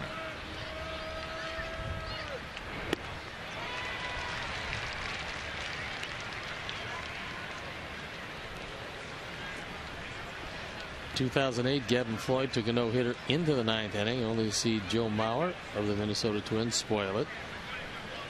Wasn't quite that close today, but he's been very dominant.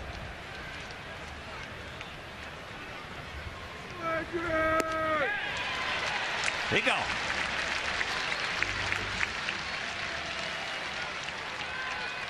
Gavin has really handled Gonzalez well. A lot of high fastballs. This one out of the zone. The Nissan pitch track showed you that was just off the plate, but too close to take. Yeah, when he didn't throw him the high fastballs up and away, he was throwing him that curveball down and in. So here's Ortiz.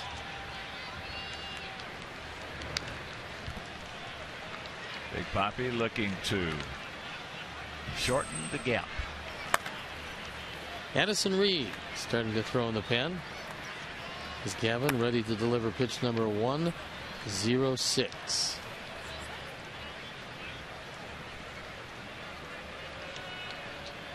Pretty good lead by Pedrola. 1-1 the count.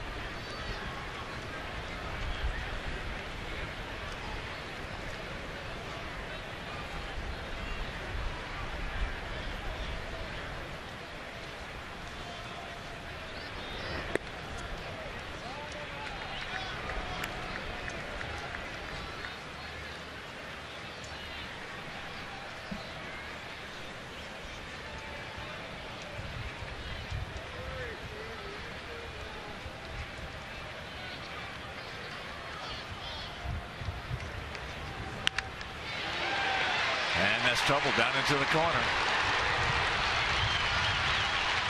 Now they're going to hold Pedrola at third as Rios gets it back in, hits the cutoff man,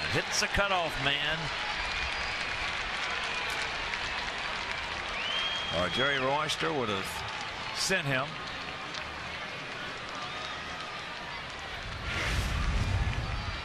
Escobar goes out there to take the throw, and that fastball on the inner portion is rifled into the corner. Fortunately, it came right back to Rios, who put that relay throw right where it had to be. Here comes Don Cooper. He wants a word with Gavin Floyd, who's made 108 pitches. And he wants to make sure that they're on the same wavelength, pitching to the very dangerous Cody Ross.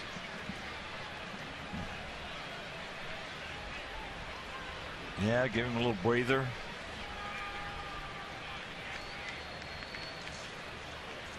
Give him something positive.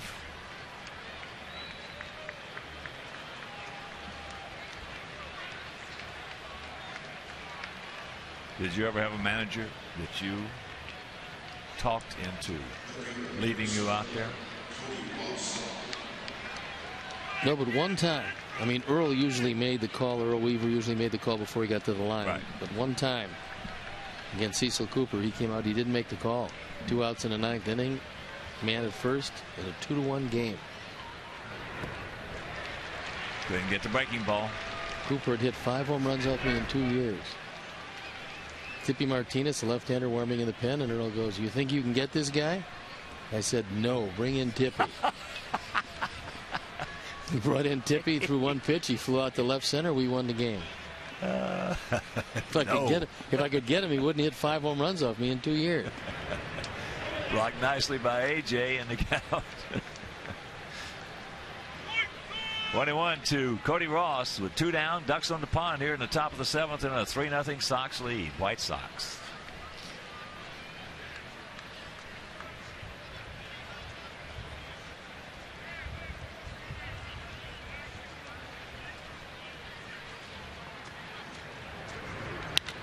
And there's a base hit. So they're going to hold Big Poppy at third, and it's a 3-1 ball game. Now you got Nick Punto up, but you haven't gone to the bench at all yet. And we'll see what Robin Ventura wants to do. Is that one a little cutter outside? Ross takes it through the left side. He drives in his 18th run. That's going to be it for Gavin Floyd. Robin doesn't want to let this one slip away with a 2-run lead and runners at the corners. So it will be Addison Reed as Gavin, who saw the no-hitter go by the boards here in the 7th. So often happens, you get knocked out in the same inning, and he gets a standing ovation.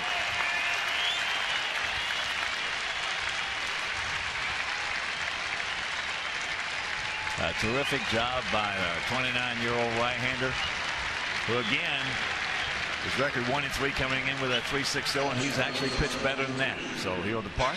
And Addison Reed comes on. We'll be back.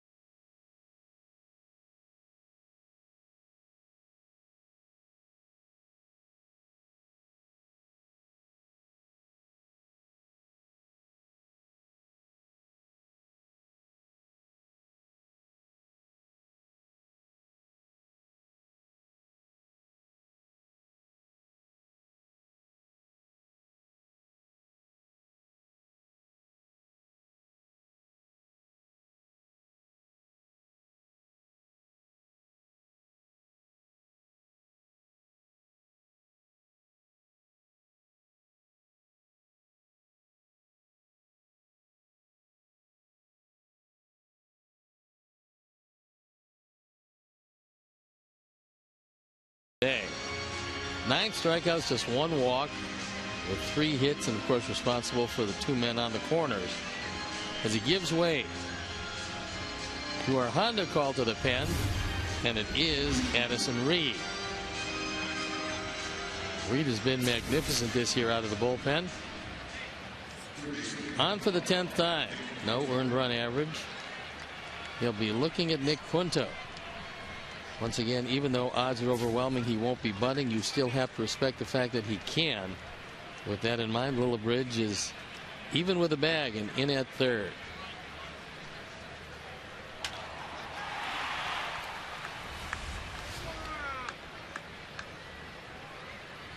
Huge gap out there in right center.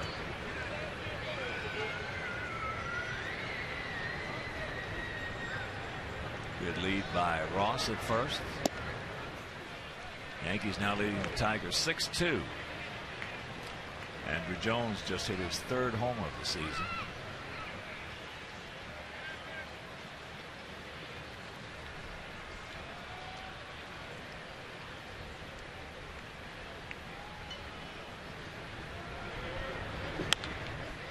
Out of play left side. 1-1 the count to the veteran Nick Punto.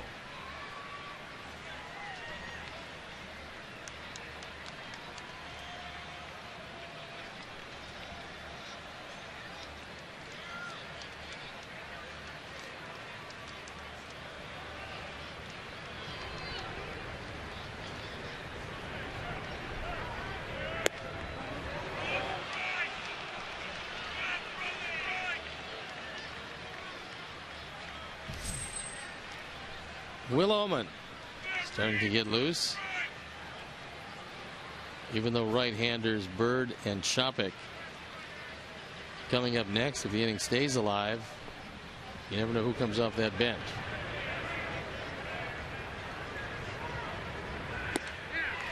Two and two. Big Papi at third. Cody Ross at first. 2 out.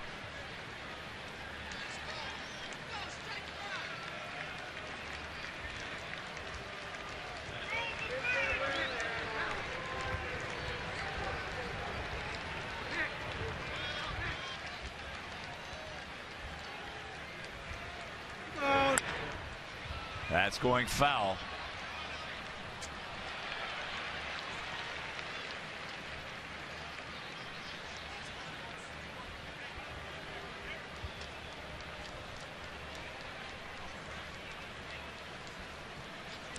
Just joining us, Sox, all 3 of the runs in the first. RBI single by Rios, knocking in Diaza, and a long 2-run homer by Adam Dunn.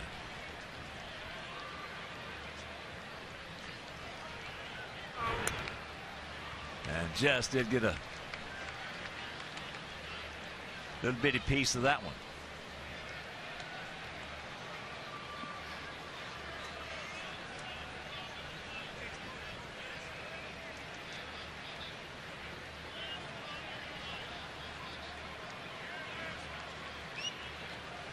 Punto against us is a tough customer at the plate.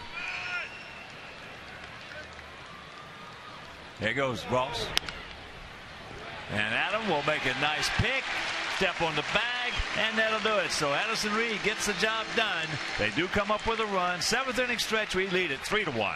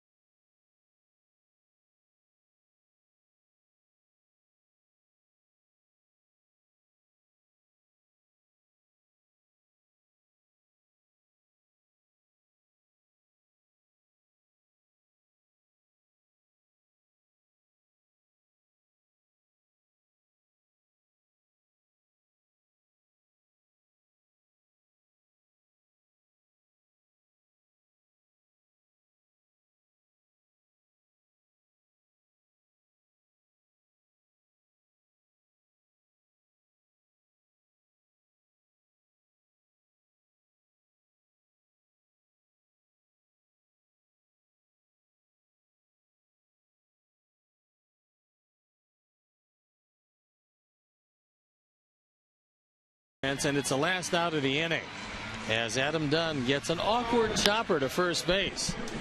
Able to smother it, and that's that.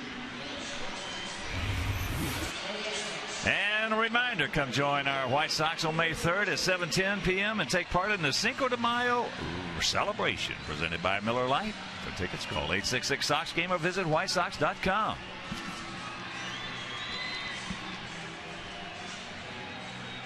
It's the bottom of the 7th inning, 3-5-0 for our guys, 1-3-0 for their guys.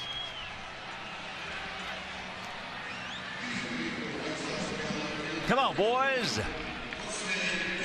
Let's get some runs. Need little insurance against a very tough offense. KOSUKE, FUKUDOME. He's grounded to first and going out to left. Josh Beckett.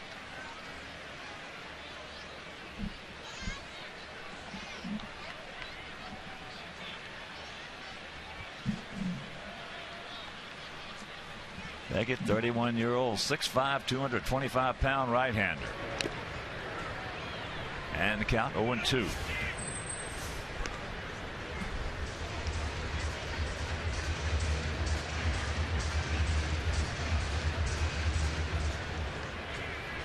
Outfield spread out, bit of a gap out there in right center. Adrian Gonzalez back and well off the line at first. And he'll take it himself. So one out.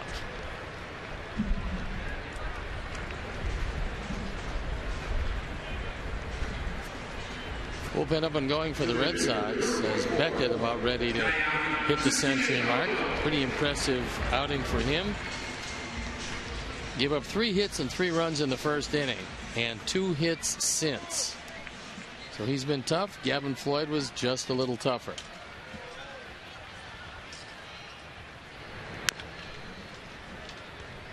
As Tank fouls that one away. Well, we've seen some good pitching from this Red Sox club, from their starters. And actually their bullpen as well. Dubron. BYRD. As that's not a good one. Of course, Lester last night. And Beckett this afternoon. Atchison and Hill. Hill the left-hander. Atchison the right-hander. Sacks it up, takes ball 1. Viciedo has struck out and singled into left field.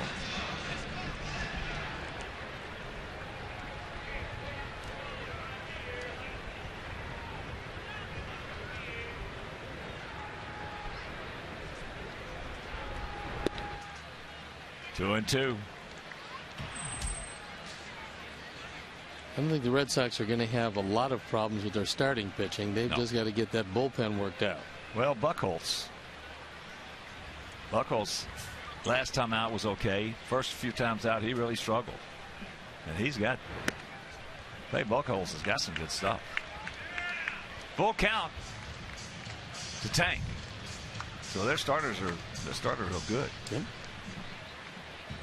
And of course that offense second in the league. There's not much wrong there.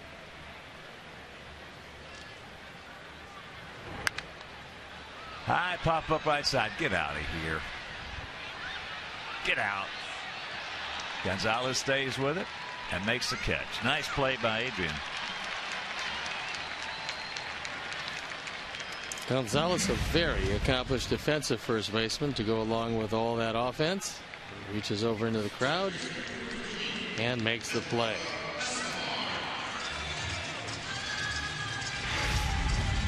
So here's Escobar with 2 down. He is grounded to Gonzalez and he has struck out.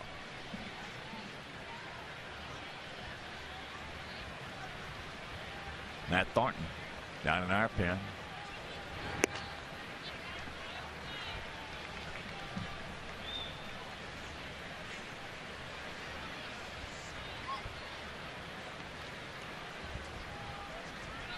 Top of the 9th in the Bronx, 6-2 Yankees with 2 out.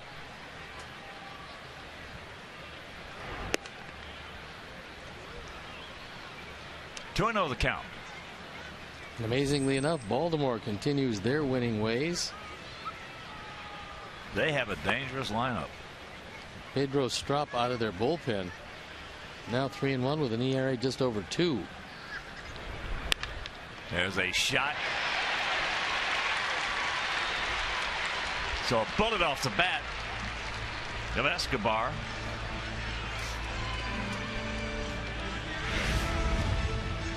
Water hits this one awfully hard. It's a fastball. It's middle in. It's a one hopper that just eats up Gonzalez at first. That's going to eat up a lot of them. Yeah.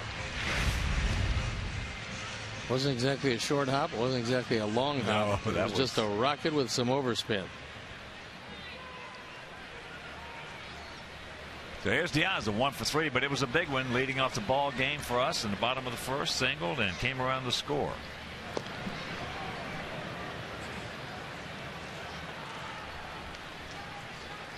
Got to start it off in fine fashion. Yeah, we've already stolen one bag today, and probably no reason not to try to steal another one. However, pretty easy on the first pitch to call a pitch out. Although we won't see one here. Well, shocked because I mentioned in that top 5, he's 187 to second. Well below league average of 2 leather to leather, which is the catcher's glove to whoever catches the ball at second base.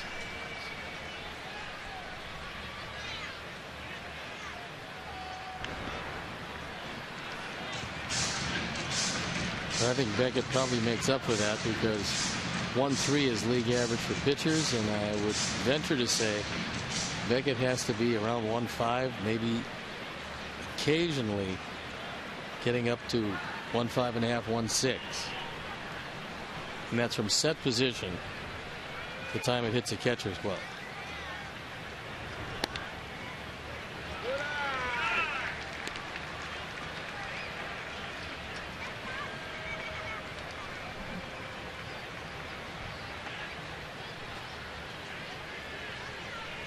To know the count. The guy who I thought was going to be in there was not. That was Suzuki. He's 197. Still pretty good. Yeah, still pretty good, but not in the top 5. Who's the best? They're all, the top 5 are tied at 187.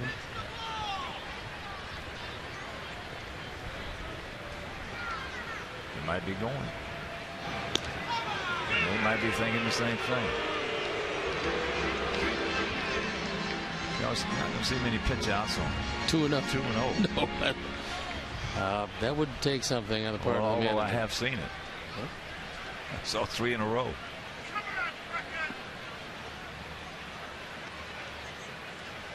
He does not go. And the count is 3-0.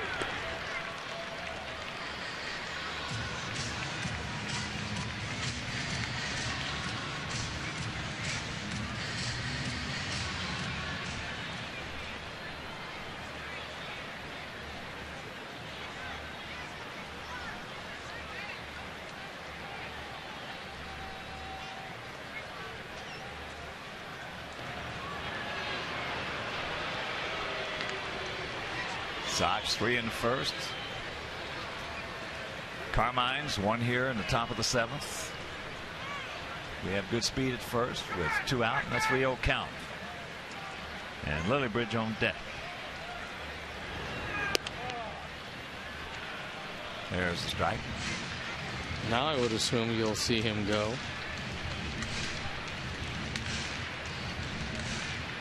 Alejandro can slice that ball into left center or down the line in left. With Escobar going, he's going to score an all-important insurance run. Yankees have defeated the Tigers 6-2. There he goes. And a sack again.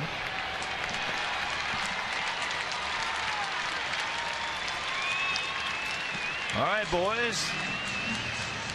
Just the second walk issued by Beckett.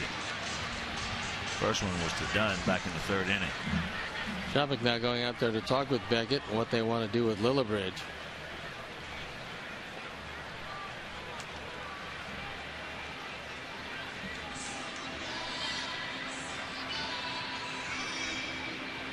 He has thrown 112.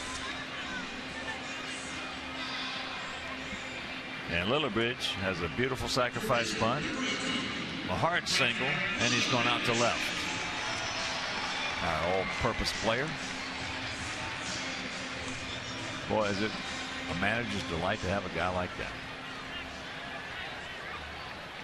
We had one earlier. One of my all-time favorite White Sox players, Tony Phillips.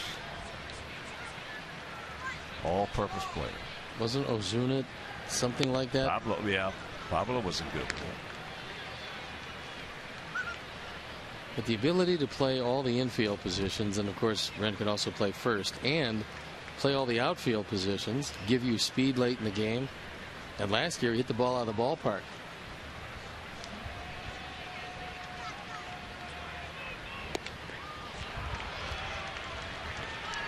Big hack in the count 0-2. Yeah, Tony Phillips was. You may have tied him, but you weren't going to beat him as far as only won a baseball game. You know what, though? I thought he was a little too laid back to play these games.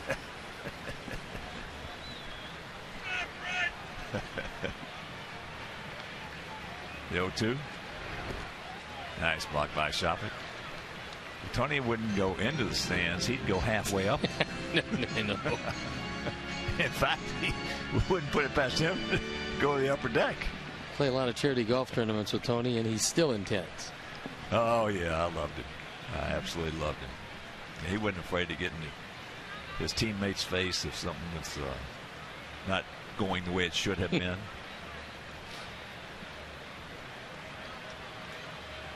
The 1-2. Bites that one off. Well, you've got to love those players that have only one goal. It's not personal statistics, winning baseball games.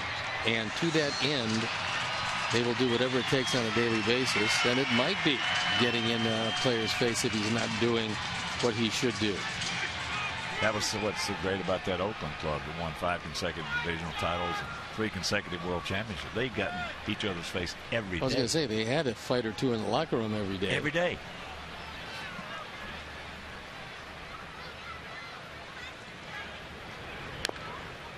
Just got a piece of that one.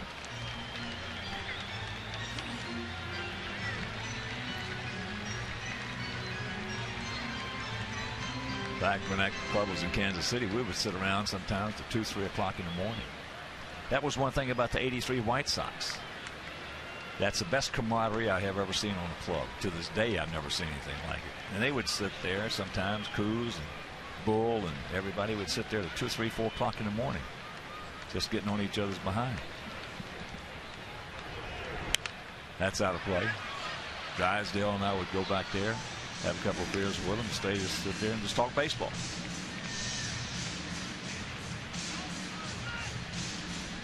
Those days are by the boards.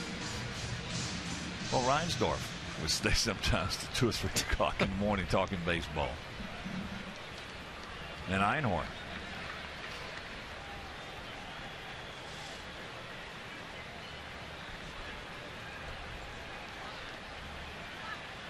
Two on, 2 out, the 1-2 pitch.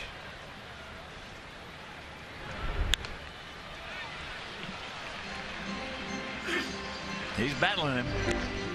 Good battle. He's up to 119, so one way or the other for Beckett, this is going to be the last inning, if not the last hitter, as that Red Sox bullpen is ready to go.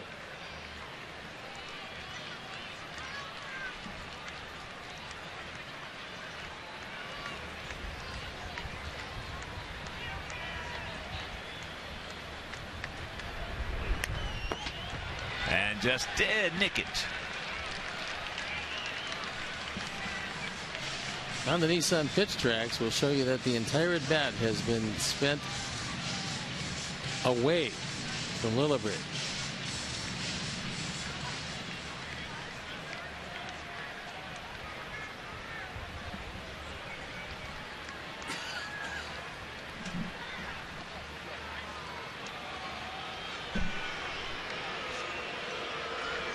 And while they're having that conversation again, organize a group outing of 20 or more guests during the season. Purchase a block of tickets or enhance your outing by upgrading to a pregame party area.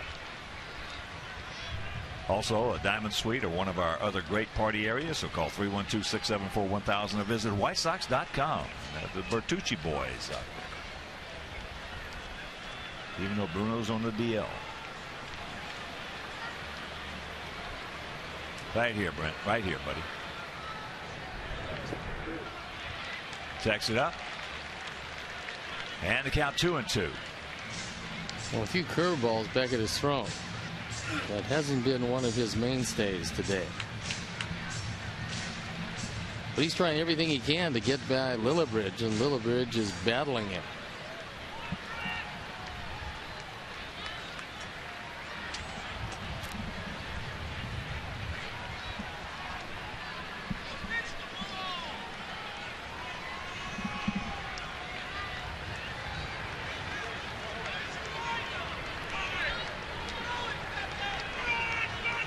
Two on, two out, the 2-2.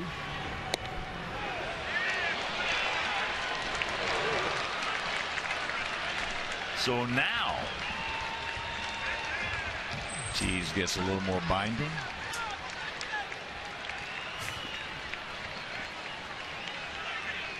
Now the runners will have a chance to go. Little gapper. Going to score a pair easy.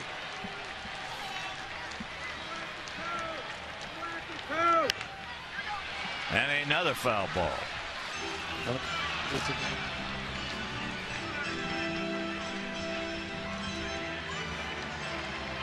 Beckett about ready to deliver his 12th pitch to a very stubborn Brent LILLIBRIDGE. It will be pitch number 124 for Beckett.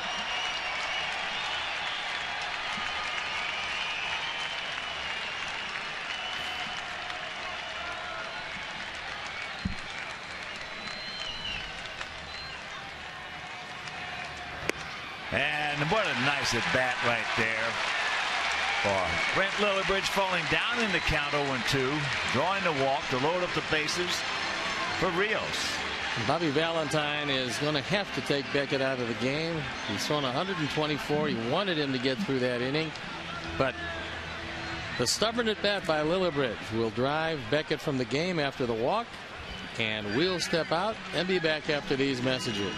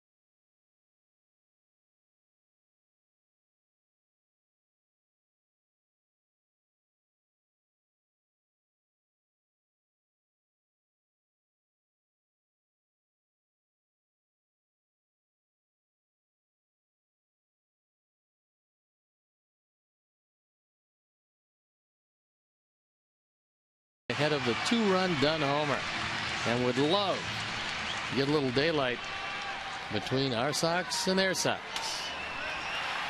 Sox packed. First pitch into right field. That's a can of corn. Sweeney makes the catch. We threaten, can't score.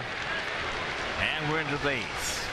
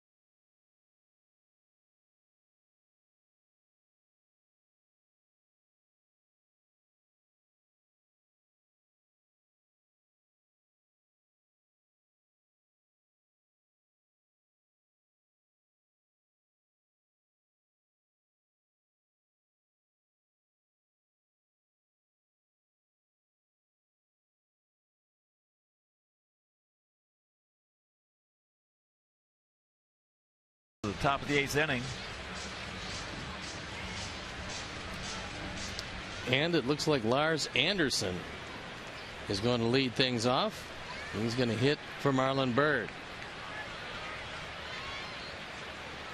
Well, in the past, the manager could go out and make a change if he wanted to, but not now. Once that pitcher crosses that white line, he has got to pitch to at least one guy, which is a good rule.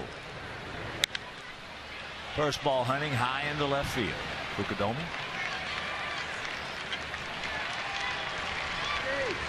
One pitch, one out.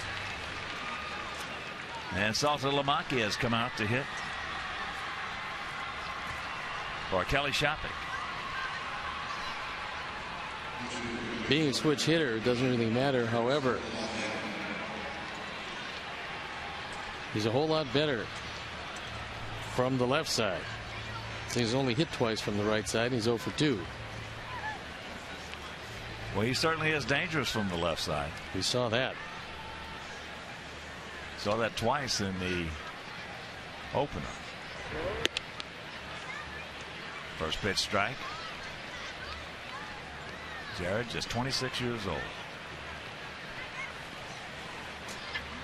Looks like he has figured it out.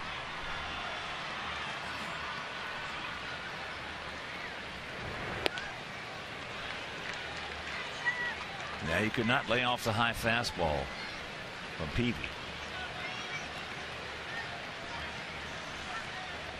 Jake got him a couple times up there. He didn't hit the ball out of the infield. Popped up after 2 strikeouts. He gone. 2 down.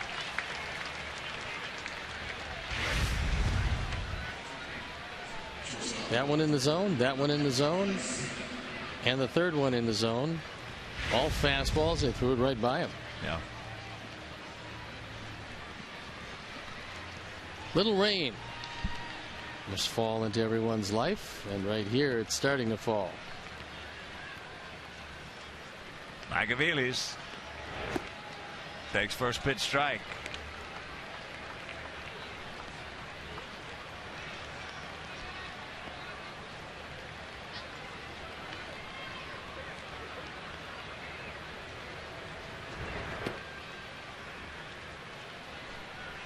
Count evens at 1.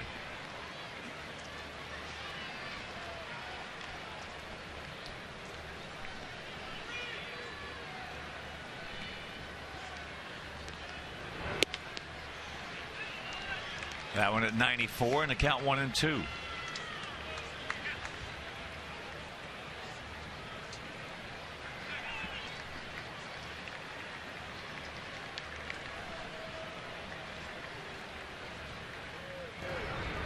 And that's low. 2 out, 2 balls, 2 strikes. Off day tomorrow, then Tuesday, Wednesday, and Thursday, the Cleveland Indians in town. We're going to run Sale, Humber, and Danks out there. They're going to run Jimenez, Tomlin, and Masterson. And if you can't make it to the ballpark on Tuesday, that game will be over WCIU. Wednesday, right back here on Comcast Sportsnet. And Thursday, WCIU. Not too fine. You had him 1-2, and is now 3-2. No walks.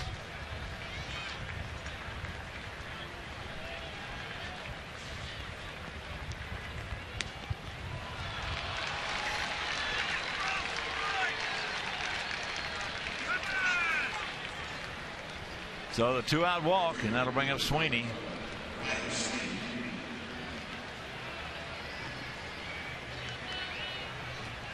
And here comes Rob.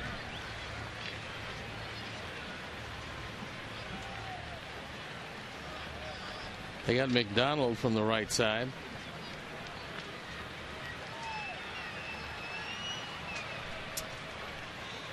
All right.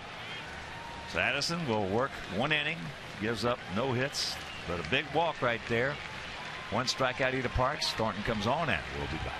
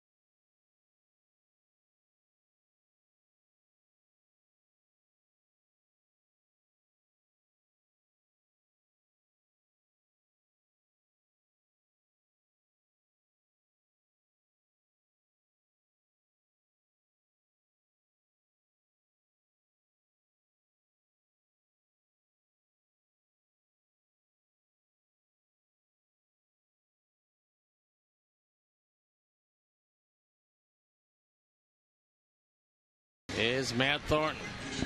He inherits a runner at first. The tying run in the person of Darnell McDonald will come on to pinch hit. There's Matt 1-0, ERA .93.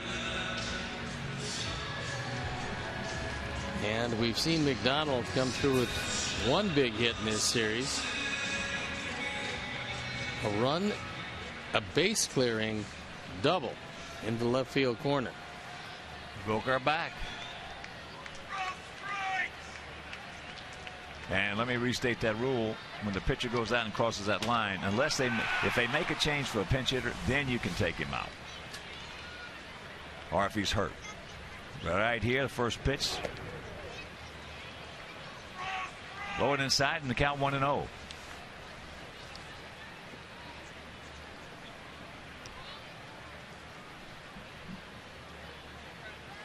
Three-1, good guys on top here with 2 out in the top of the 8th inning. AVILES at first. Outfield there, straight up and deep.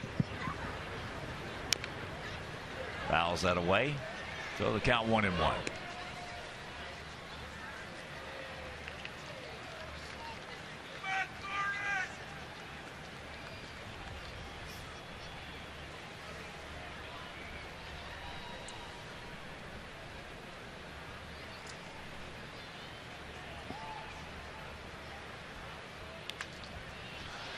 And the count 1-2.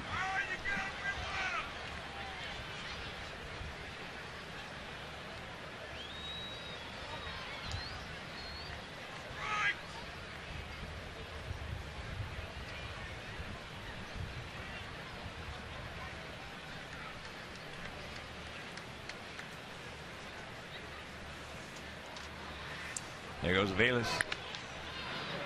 And that's foul. He could get a good jump. They were not holding him on. A heads-up base running play, really. Because with the speed of McDonald, and he is pretty fast, if you hit one in the infield where you'd only be left with a force out, you're not going to be able to get it if the runner's going. He gone. Gas. And that'll retire the side. Matt does it. We go to the bottom of the 8th, leading 3-1.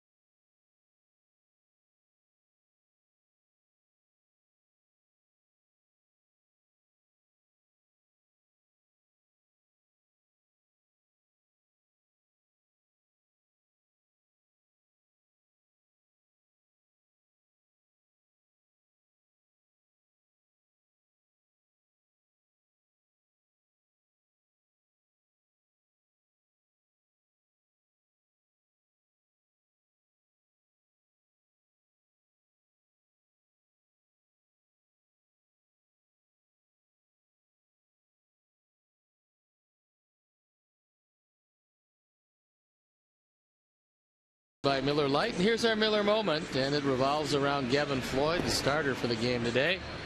Oh, he was brilliant. Gavin took a no-hitter into the 7th inning. Departed, got a standing ovation. And that is our Miller moment. So some changes. Cody Russ shifts over. He'll play right field. Darnell McDonald, who came in the game to pinch hit, will play center field. Lars Anderson, who also pinch hit, will play left field. And Jared Saltalamacchia, who also pinch hit, will stay in the game behind the plate. And we've got a new pitcher. And it is the just activated off the disabled list, Rich Hill. So he's making his yearly debut for the Red Sox. Those are last year's numbers. Wasn't too active with the big club, but he's always been known when he gets the ball over the plate, he's very tough. Here's Biggin. Takes first pitch strike. That long 2-run homer in the first, a walk in the third. He struck out in the 6th. 3-6-0 for us, 1-3-0 for them.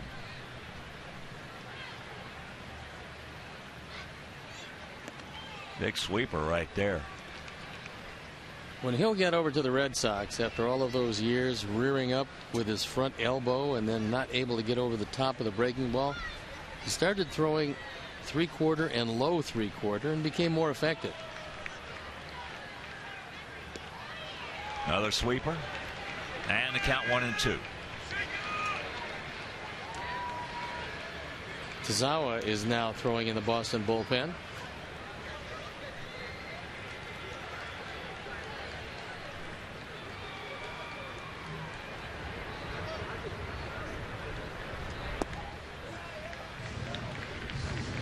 2-2 with AJ on deck. Alba picked up a save in the opener by working 3 innings.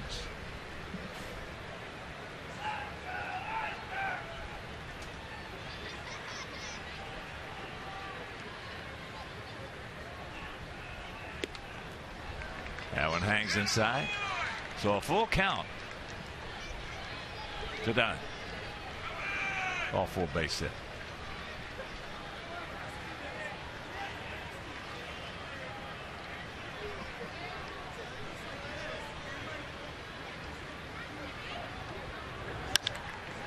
State fair. It won't.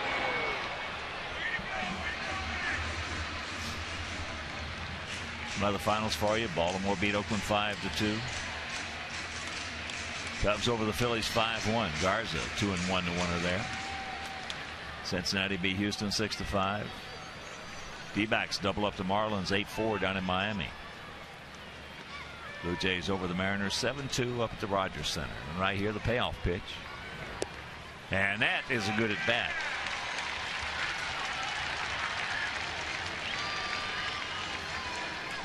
So the question is here, do you pinch run, but you want to leave Dunn in defensively? You keep him right there. And they are going to pinch run for him.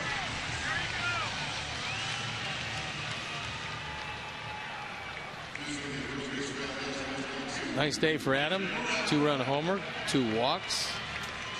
1 for 2 today with 2 driven in. They'll improve his on-base percentage.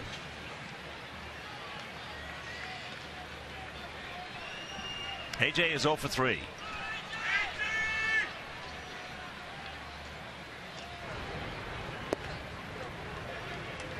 Takes ball 1, outfield, spread out. Slightly to the left.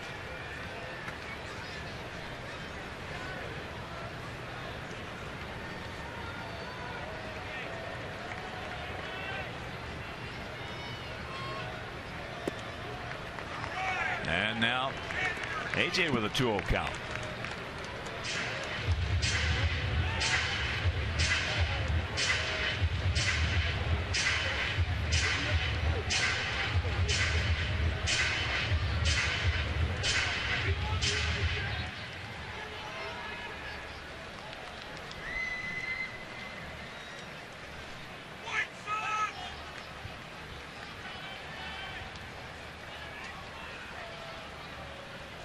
Pitch.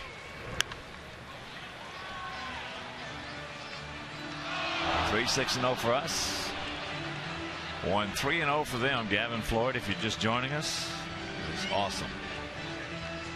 Took a no-hitter. 6 1/3 innings. Took a perfect game. 2-out walk to Ross in the 5th.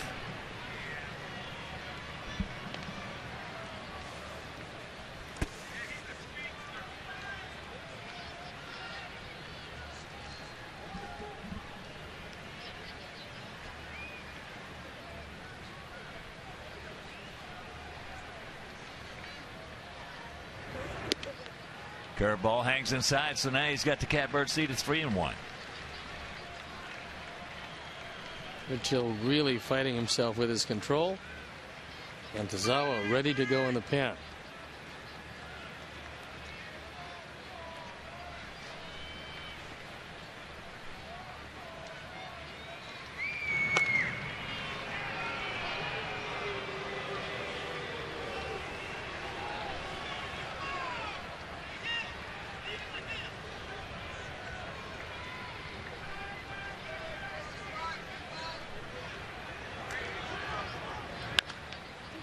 Comebacker, there's 1, and rack him up. So quickly 2 down.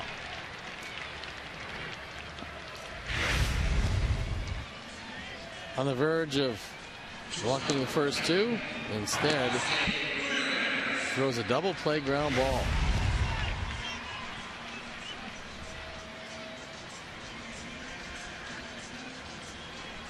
So here's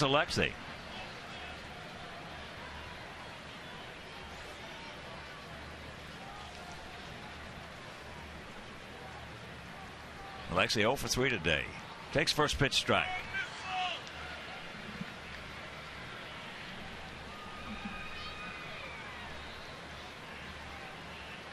Minnesota leading Kansas City 7-3, bottom of the 8th at Target Field. And the count 0-2.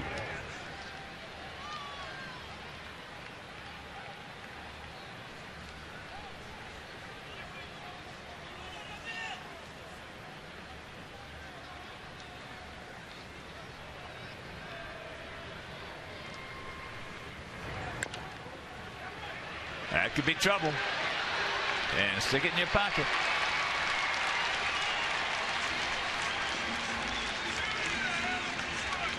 Hill swinging bunt.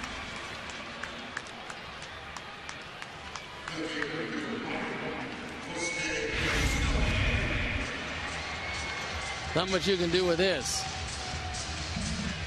Rich Hill, one of the few left-handers, actually falls off the mound to the first base side instead of the third base side, which is most unusual. That pulls him out of position.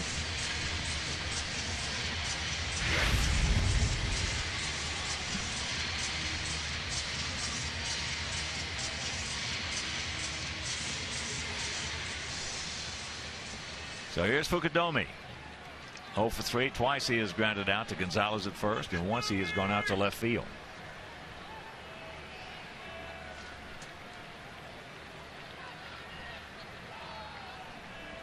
ALEXEI 1 for 1 in stolen bases.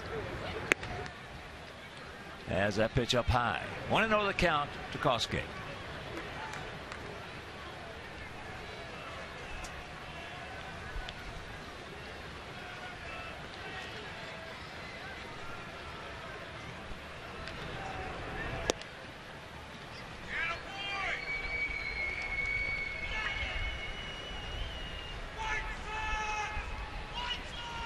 First and 30. Outfield. Straight up. Spread out. And count 3-0. With Tank on deck.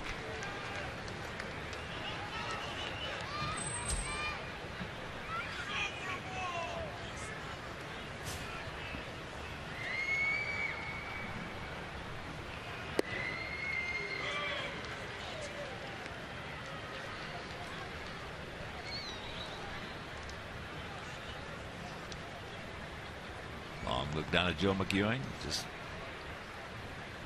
claps his hands, and the 3-1 pitch.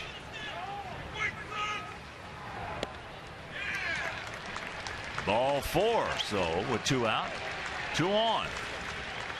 And that's going to be it for Rich Hill. Walk 2, give up a hit. He'll leave 2 on, and he'll give way to Tazawa.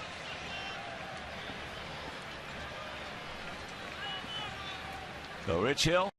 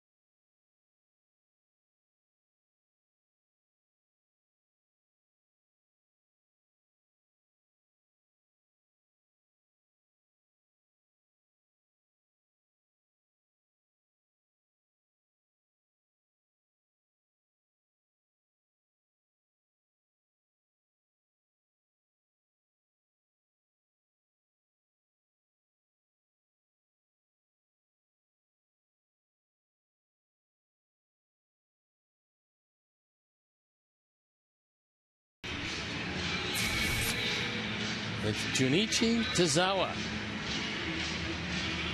No ERA, on for the 4th time. We saw him throw 3 innings in the first game of the series.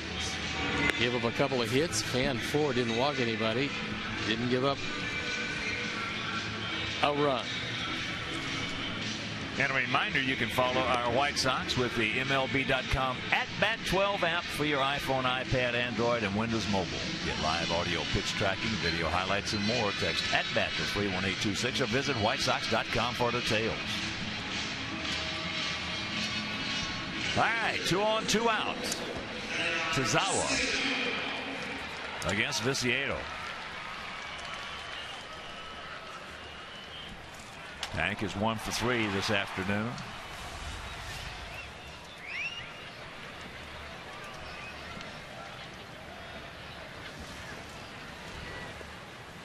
Breaking ball high. Hung it just a little too high.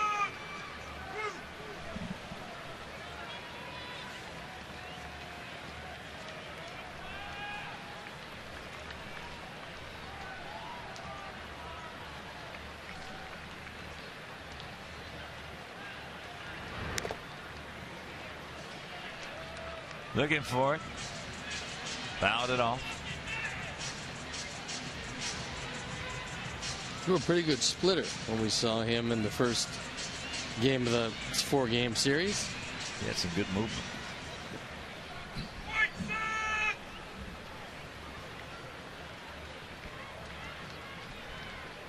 Three-1 good guys here in the bottom of the 8th inning.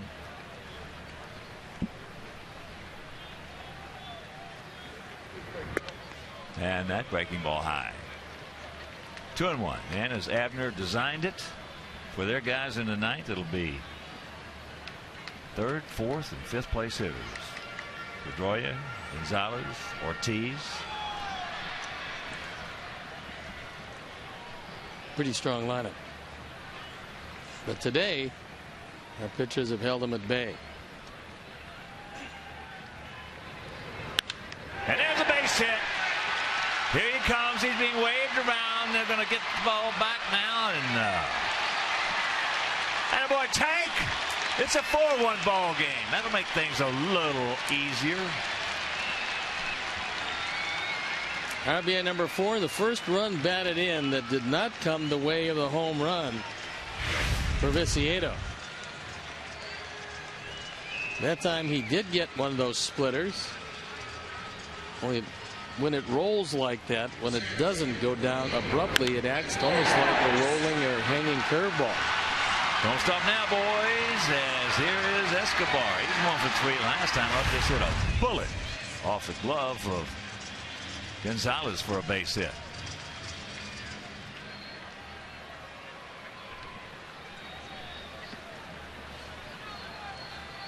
That one charged to Rich Hill.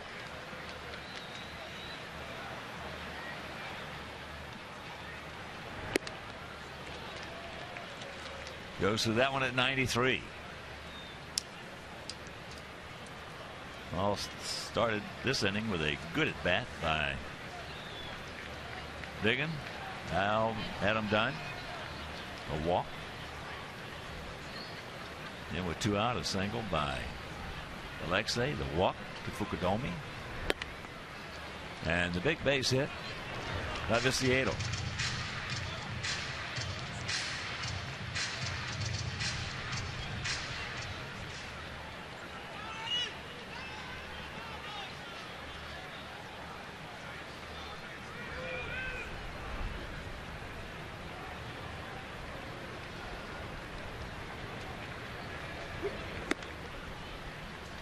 One and 2 the count.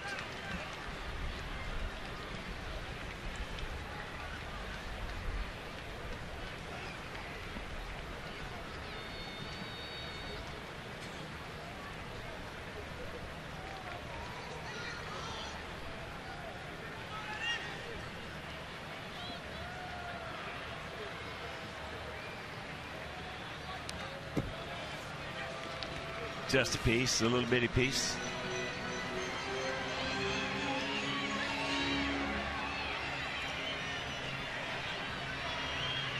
4 runs, 8 hits, no errors for us.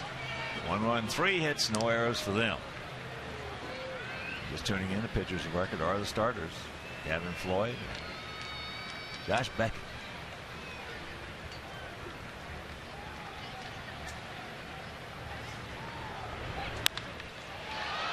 That's into center field. McDonald makes the catch, but a big clutch. 2 out, RBI single by VICIEDO. Go to the 9th, leading 4-1.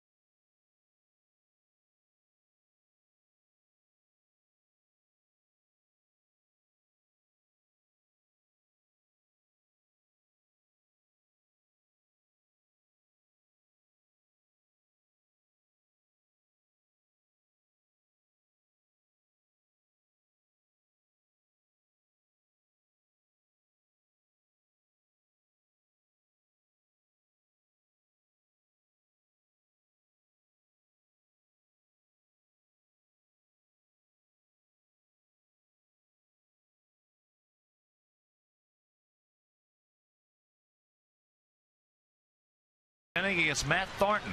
Gonzalez on deck and Ortiz in the hole. So a couple of left-handed hitters as there's first pitch strike. Big Matt Thornton. Brent Morrell stays in the game at third base. Brent LILLIBRIDGE at first base. Tops the foul in the count very quickly, 0-2.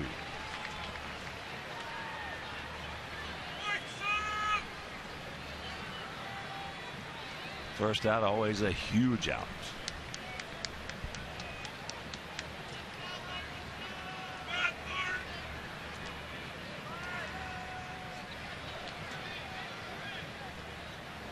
And the 0-2. Good try. Well, that one didn't miss by much. Tried to backdoor him, but it was off the plate. Good call by Tom Hallion. Good try. Softly hit and a big out.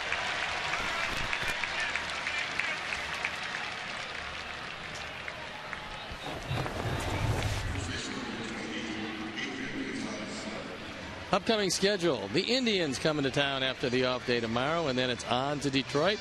And we see the Tribe for 4. That split doubleheader on the 7th before another off day. And then it's home to face the Royals for the first time this year. Adrian Gonzalez checks it up. He's 0 for 3 this afternoon.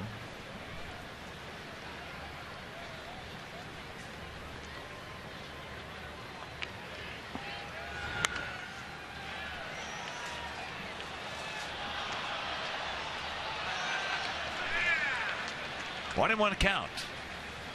The 29-year-old outstanding player, Adrian Gonzalez.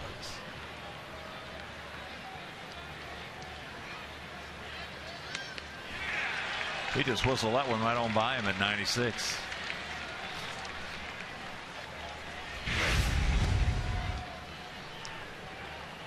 Little high heat, good movement, that throws it by him. Let's have a redo right there. Just did get a piece of it.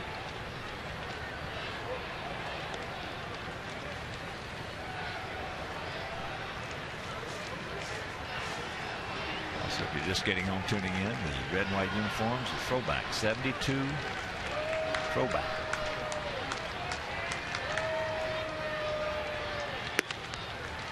Two and two. Big Papi. David Ortiz on deck.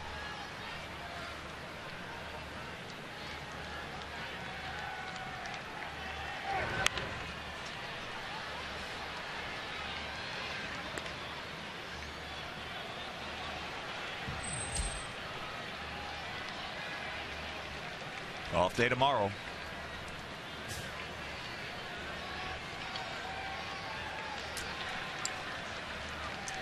But right here, the 2-2 pitch. He gone. 2 down. You don't see that very often from Adrian Gonzalez. 3 strikeouts in the game. This is a perfect pitch. 96, just off the outside corner when you're ahead. 2 up, 2 down. He just got worked over today by Gavin and then Matt right there. Yes, sir. And again, that's where your veteran hitters, they don't like it, but they can understand it. And they can take it. So here's Big Papi. First pitch strike. He's 1 for 3, a rocket double in the 7th inning down into the right field corner.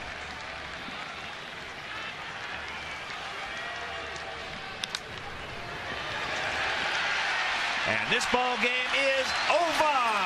So Gavin Floyd, what a performance today, Steve. He was just awesome. Gavin Floyd did just about everything right. Went 6 2/3, gave up a run on 3 hits, fanned 9, walked only 1. He was ahead of these Boston hitters from the get-go. He pitched approximately like Jake pitched last night. The only difference is that the offense got him 3 while he was in there. Jake didn't get any, and Matt Thornton picks up his first save of the year. So they salvage the final game of the series with Cleveland coming to town and pick up a full game on those Tigers. Sox now stand 11-11 with an off day tomorrow, and it'll be a good off day. But this was a game that was very important going into that off day to pick up a victory and don't get swept by Boston. And when you only give up 3 hits to this ball club here, you've done some chunking. The last 2 days, I mean, the pitching was magnificent. Peavy was great. Floyd was great. The first 2 days, he gave up 10 a day. Pitching not so good. But overall, the starting rotation this year has been exceptionally good for the Sox. And just a question of getting a little more consistent with that offense. Adam Dunn providing the big blow with a 1-0 lead. Hit a line drive 2-run homer that gave Gavin a cushion as he went out for the 2nd inning. All right now let's go down to the field level. All right, thanks, guys. Kip Lewis with Matt Thornton. And, Matt, I know that the most important thing for you guys is to get a victory. How nice is it to end the series here after that 5-game losing streak? Yeah, you're getting a little bit of a rut, lose 5 in a row. We got an off day tomorrow. First time in 17 days having an off day. So we're looking forward to that, get off with a win, and come back out on Tuesday, get ready to go. Sitting out there in the bullpen, how nice was it to see the job that Gavin did in this game today? I thought we were going to see history again. I mean, he was rolling pretty good there, and I was pulling for him and stuff, and, not doing too much out there, not trying to jinx it and all that. But he pitched a great game anyways, and, it's a great lineup over there. He did a good job. Did you start to think about that no-hitter out there, watching him in the 5th, 6th inning? Oh, absolutely. Perfect game for a while. Then he walked the guy. I'm like, well, he still got the no-hitter. So it was a lot of fun to watch. This game was a little bit different because you guys got the 3 runs there in the 1st inning. Mentally, what does that do for a pitcher when you come in and you have that lead and that cushion? It's just a little bit of relief. You have a little room for error. You can go right after guys. You don't have to be real careful, in a tie game or anything like that. So it's a big difference for us. All right, Matt Thornton, appreciate your time. Thank you. Thanks a lot. And right now, let's check out our GMC player of the game. It is our 29-year-old right-hander, Gavin Floyd, going 6 2/3, giving up 1 run, 3 hits, 1 walk, had 9 strikeouts, our GMC player of the game. So for my partner, Steve Stone, our director, Jim Angio, our producer, Mike Leary, he's back, our associate producer, Dave Ross, our technical manager, Mark Harper, also for the executive producer, Jim Corno Jr., and for the mayor, Mean Joe Groove up here in the booth. We got Dave Chella. We got Frank D'Amato, And we got Talia Pasqua and Pasqua. You've been watching Chicago White Sox baseball.